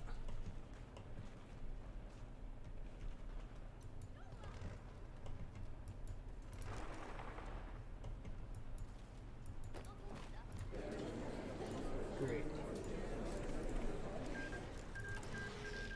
And hopefully that will give us our fucking divisions cap back. Let's queue up another unit of another round of 24 soldiers here too if we have enough for it. If we don't. Great, so we have that. You guys over here, you can join this army. In this army we can...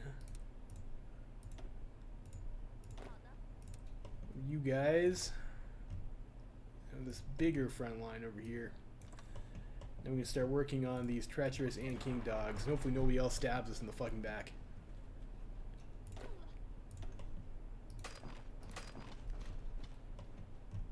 Next stop, Nanjing.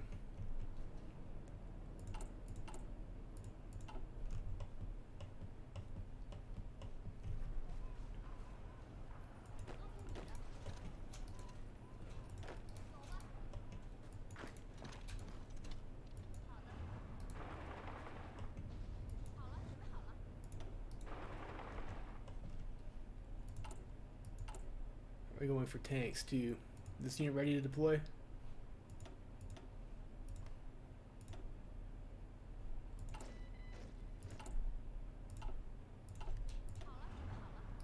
Did my production get fucked up? No, it's fine.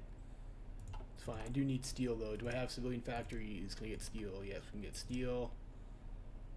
Can I get oil? Germans don't have all that much oil to trade. I'll just get it from the Persians. Can integrate stuff. Yeah, let's integrate Shaanxi province.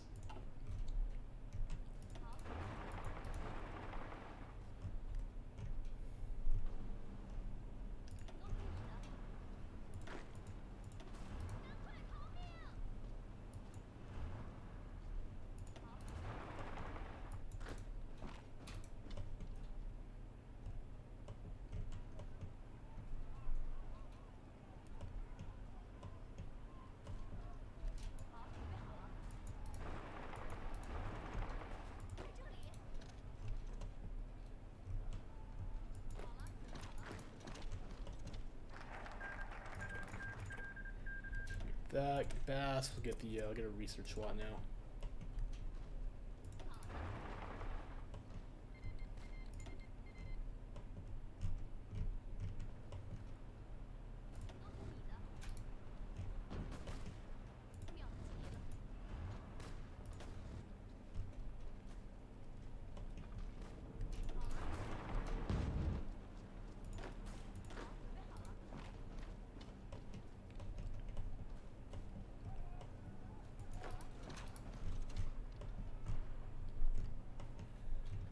We're gonna have to try and be quick about this one here too.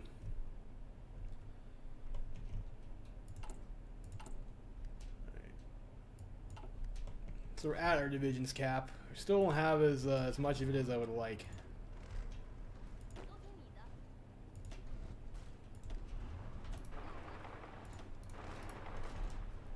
Let's see if we can grab some of these units over here.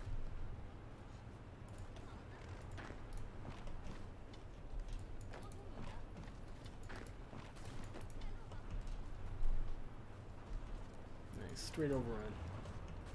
Fucking beaut.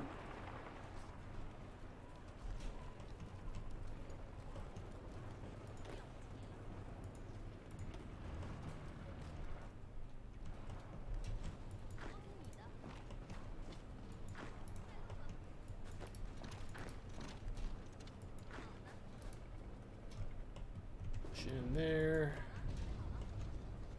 We might get ourselves a nice pocket over here.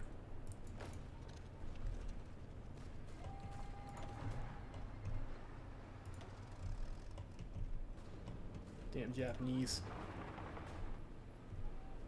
Declaring war on us.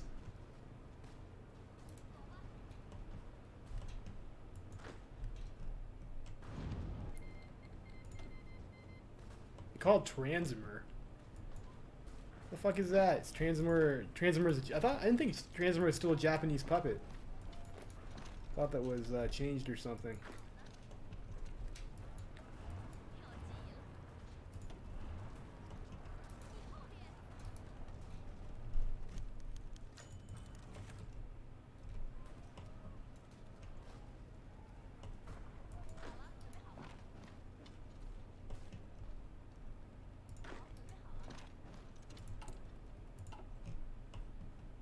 Well, you know, I think we just need more fucking divisions here, I think. Maybe, can we go with this 13 maybe? I don't know. They're not ready to deploy yet though.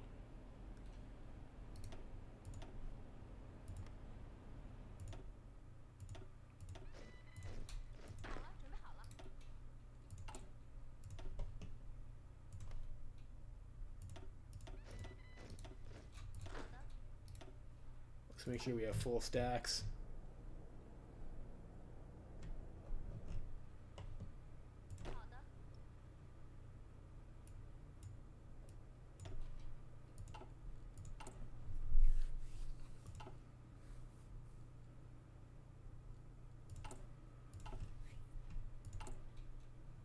We sell off for more political power. Continue army reform. We would like to do that.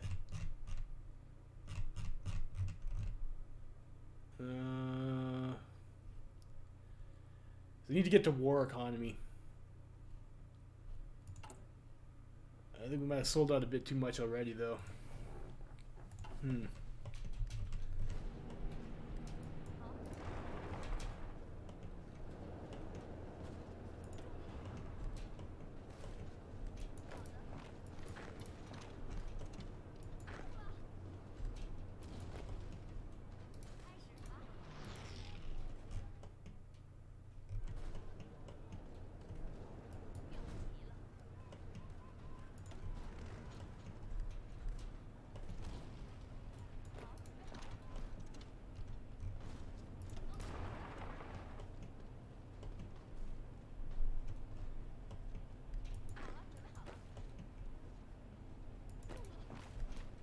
Pin over there.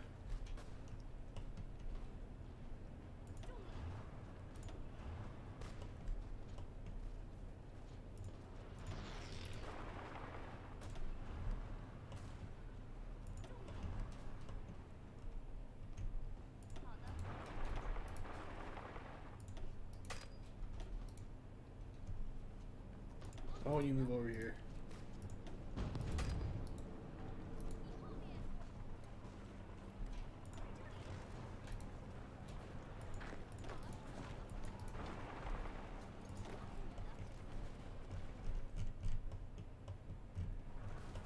Worry about those fucking Japanese now too. It's super frustrating. Looks like we got some action over here though. So go after those guys.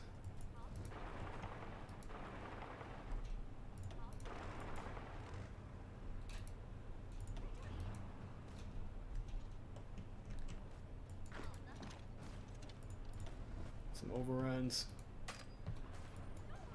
really need to be quick about killing Yanking.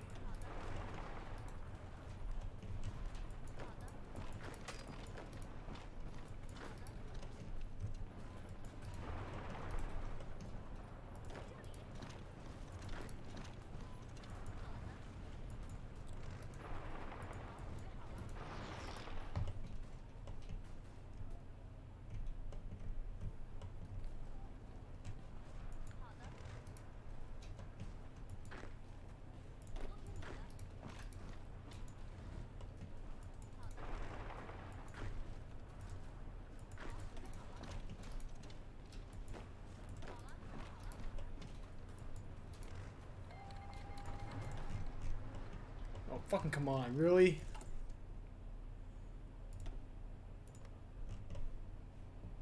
Really? Oh, you need to get out of there now.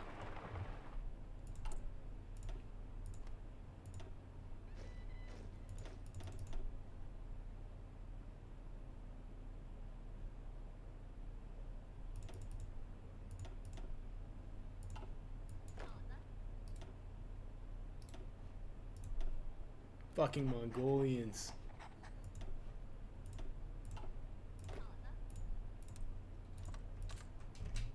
Oh, we'll put something on the line there. Fuck.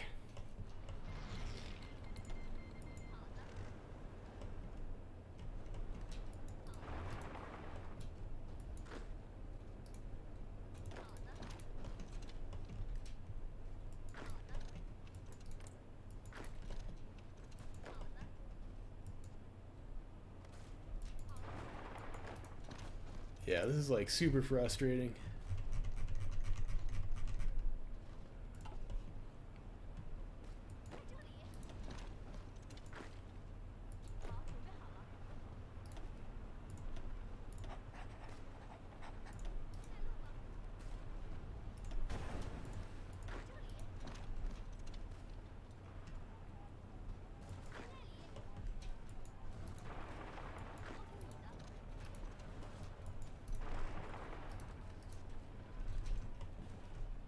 We need to kill King as fast as possible.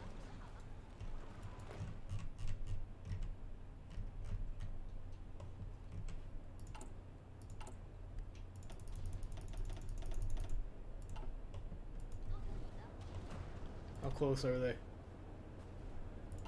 Getting pretty close.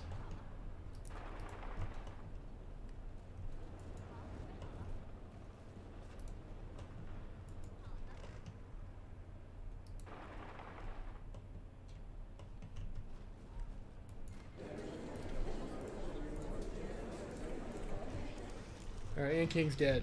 Fucking wonderful. Looks like we lost a unit somewhere, though. Yeah, you guys over here, another army. Let's get ourselves with a...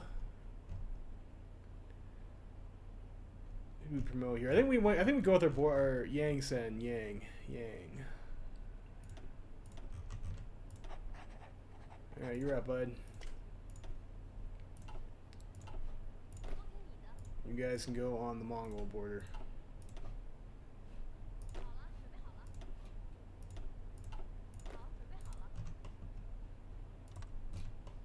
I guess it's like, I guess we can just put them on the whole thing now. It's all basically just one big front. Do you want Jiang or do you want Yang? Let's go with Jiang.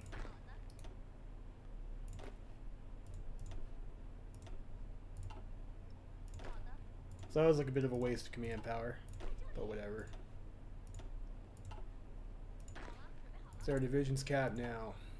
Still dog shit.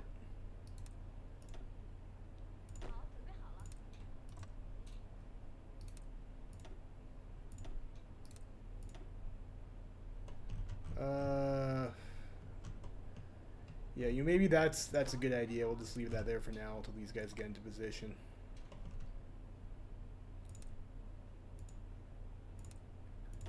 So maybe you guys can go guard our coast.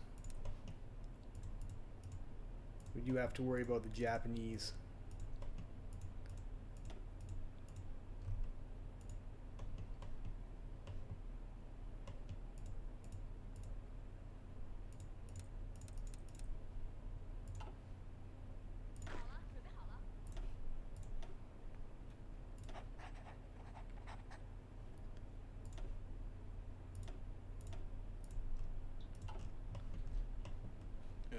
maybe we'll make these guys light blue.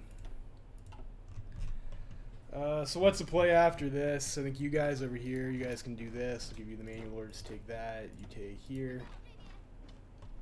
And we'll have, I don't know, this unit can go over this way.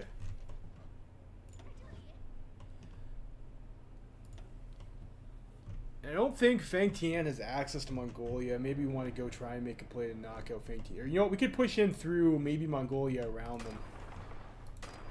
Might be smart.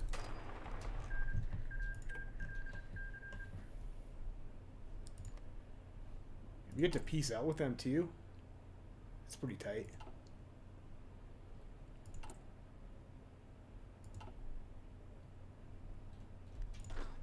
Their main issue right now is just this divisions cap. You can join this army.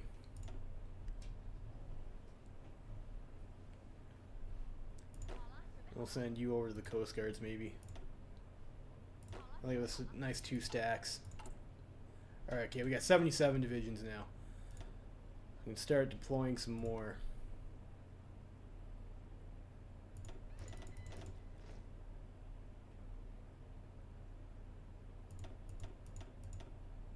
So then we can do that. How are we on tanks? Convert a unit over actually.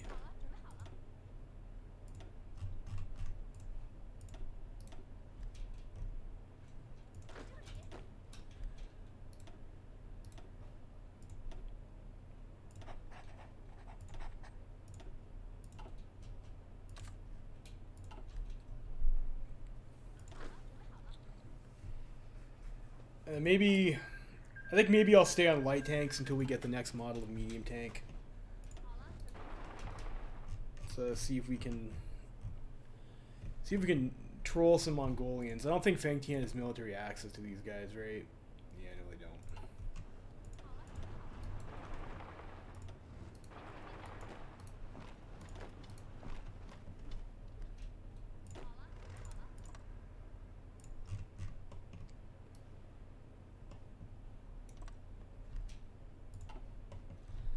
There we go.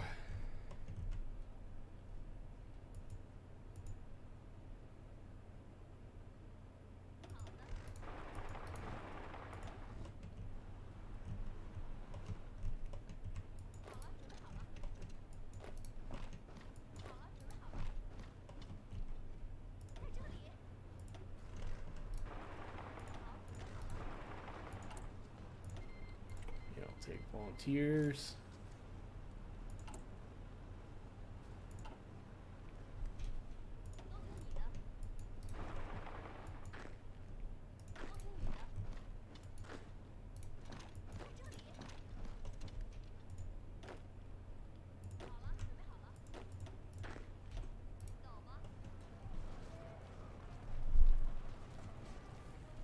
Yeah, they actually almost got to Beijing. That would have been a rough time, wouldn't it? So Canadian intervention in the ACW.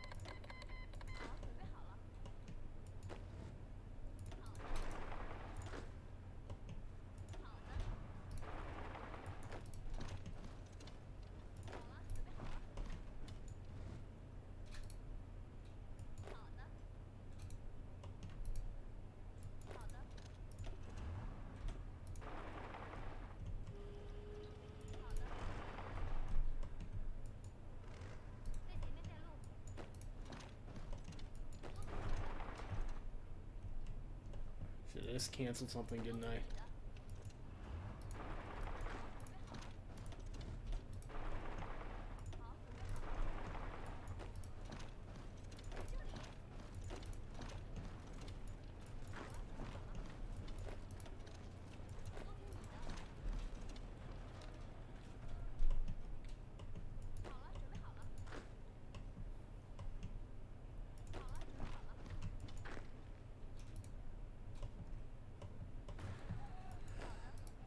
Jeez, yeah, this is getting hectic.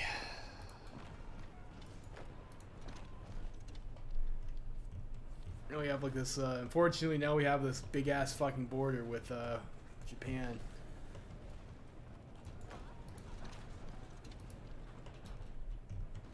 Japan and friends.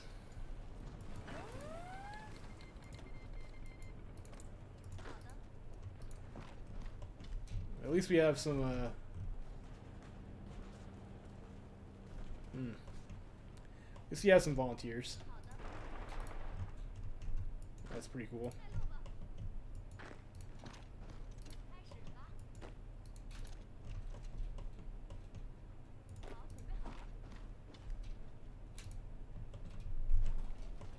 Let's try and get a split here so we have like a more manageable front line.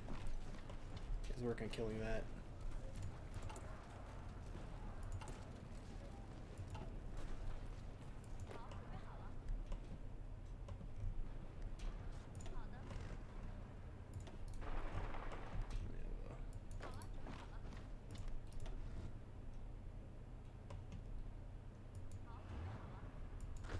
Those guys are retreating anyways. Let's go clean up this stupid fucking naval invasion here. Luckily we do have tanks, so hopefully that's not too difficult.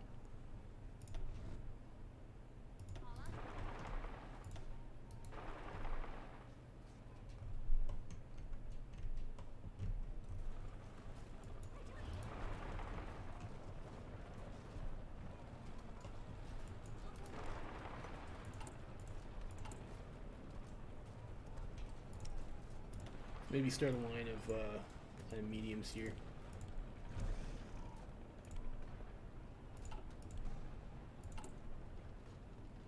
Our factory count is still a bit shit. It's still a bit shit.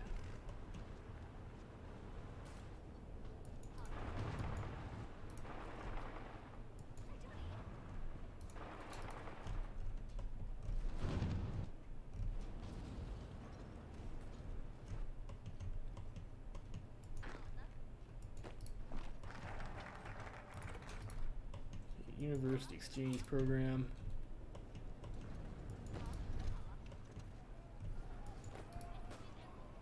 Should we get that front line split off there?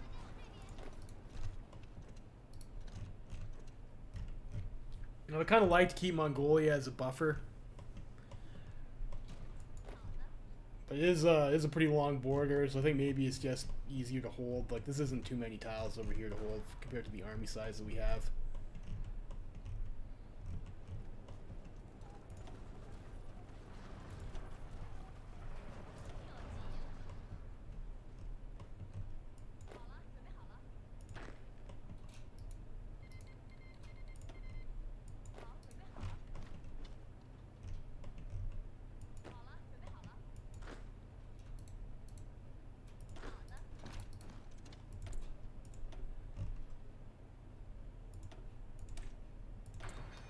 The next medium tank model. Prepare to breach dams. Like, I don't think that matters. Get the War of National Resistance. Gives us 100 political power, which can hopefully get us on the war economy. Fix our consumer goods.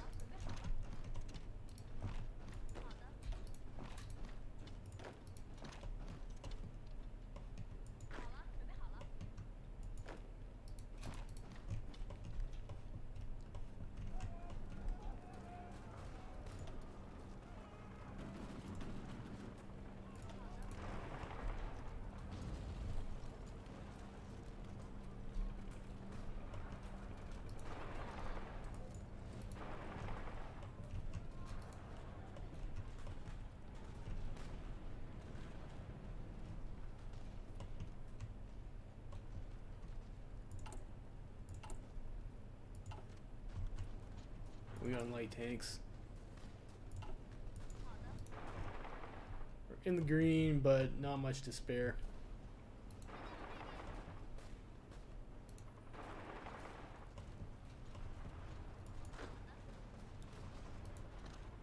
Yeah, I mean, what is this? This is a Plains province. It's also the world there. A War of National Resistance, none of that stuff matters. I don't really think any of this stuff is like all that important really either.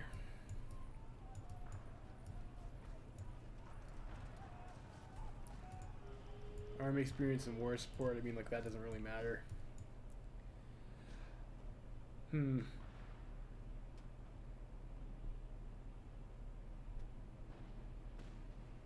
I guess if we're doing the concessionist stance, you might as well just, like, come over here and do this stuff. And, like, those bonuses are, like, okay.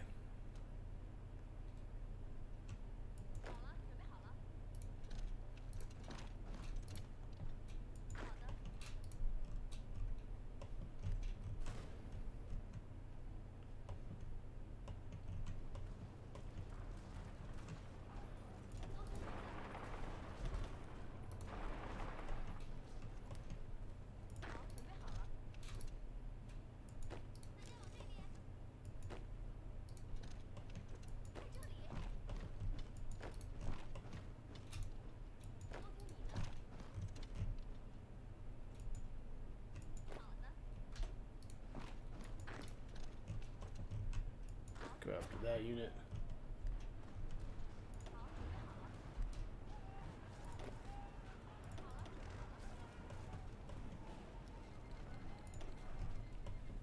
It looks like we are holding on that river line. Might be able to push these guys back too, which would be awesome. We need more oil.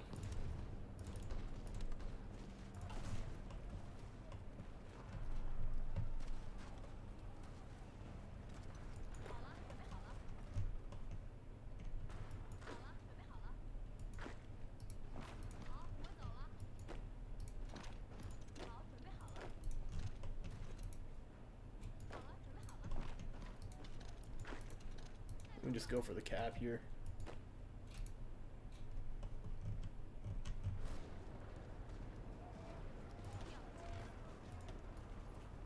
We're gonna get this.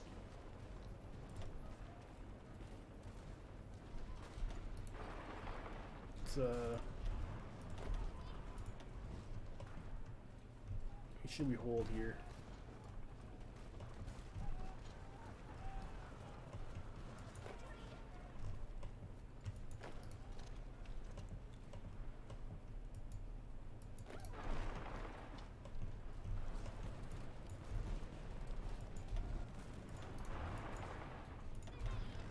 We'll just hold that. Yeah, we'll just hold there for now.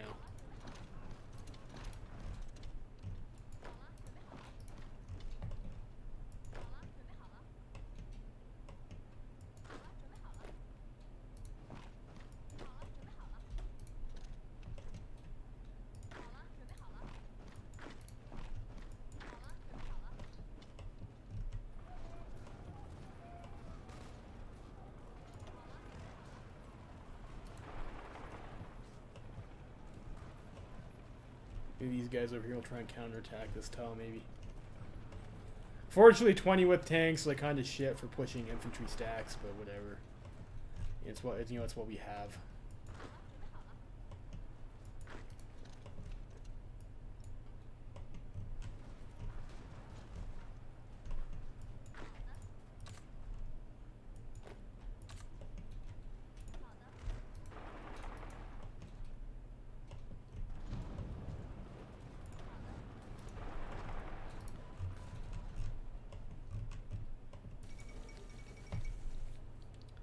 I'll say Lorraine probably here. No, fall of Rashidi Emirate, okay? It's a real important global event to have, isn't it?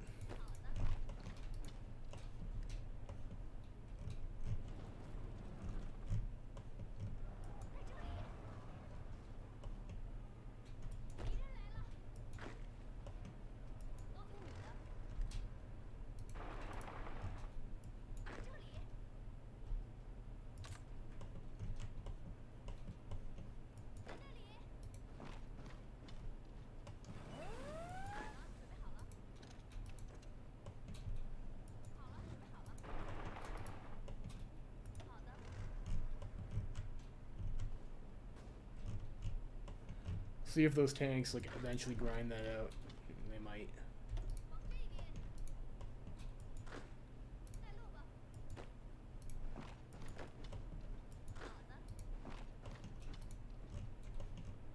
for a cat from Mongolia. They're still a ways off. And we get war economy here. Should allow us to have more divisions. Should have done that a while ago. For some reason, I thought this was 150. I had it in my head.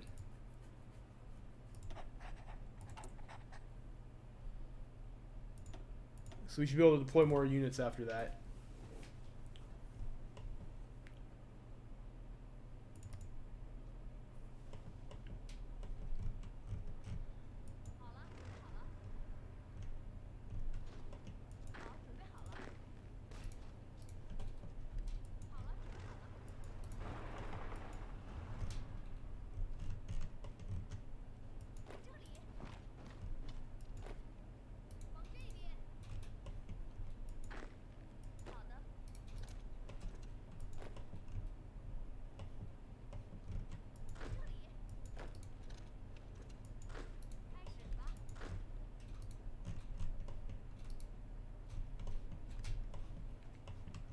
Alright, so hopefully this will be down to a one-front war soon.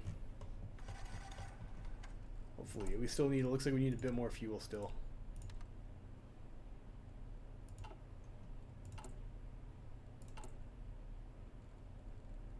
So also trade for tungsten here. Should we get for, I don't know, Portuguese, you know, that's fine, whatever.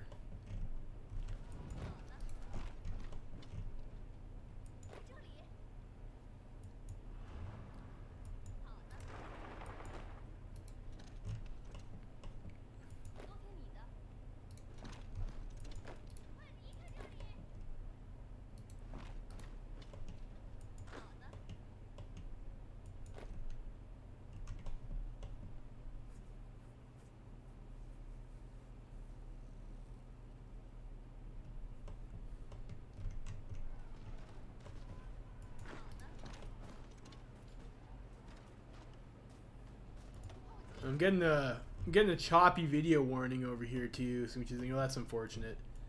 I think I might be having a little bit of issues with my my internet. Like I've noticed, like on Discord and stuff too. Sometimes I'm getting issues. So hopefully the stream quality isn't too rough. I mean, like it looks okay on like the live thing I have on my channel. I'm like when I'm watching it for like, you know, like the preview or whatever it is. So hopefully that works okay. I gotta imagine Mongolia's got to be close. Yeah, all right. Yeah, they're gonna capitulate. I get another fuel refining tech, which is wonderful. We have 100% bonus. Cool. Take that too.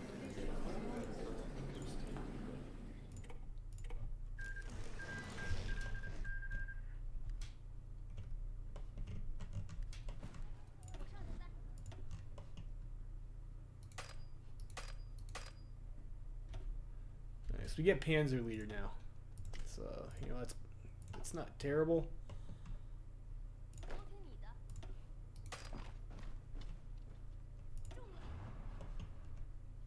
I think like tanks are like already over there.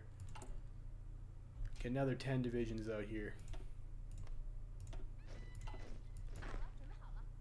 You can go in that army. Jiangxi. I don't want to integrate here. Let's go for that.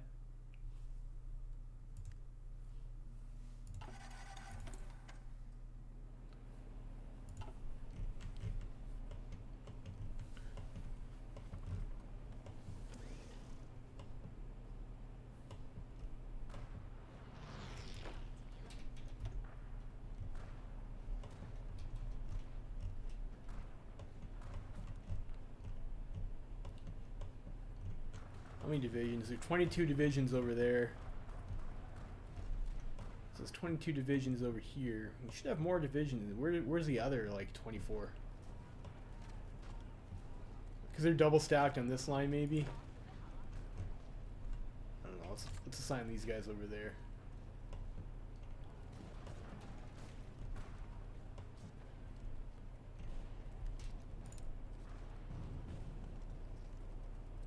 And I think you guys are on this fallback line over here, right?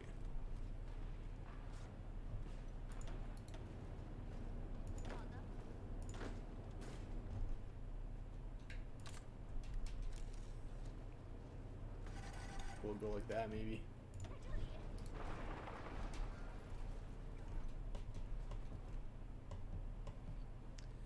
This is like kind of a crappy position to hold over up here. Yeah, we'll do what we can with what we got.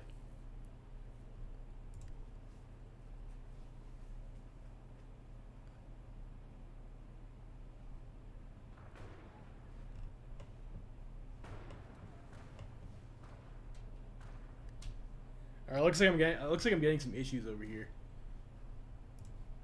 Let's see. It says I have excellent connection, but my preview is now just the thumbnail over here. I'm not sure why that is.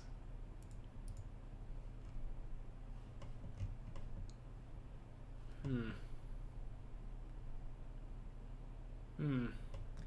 know, I'm gonna start and stop the stream over here and see if that helps.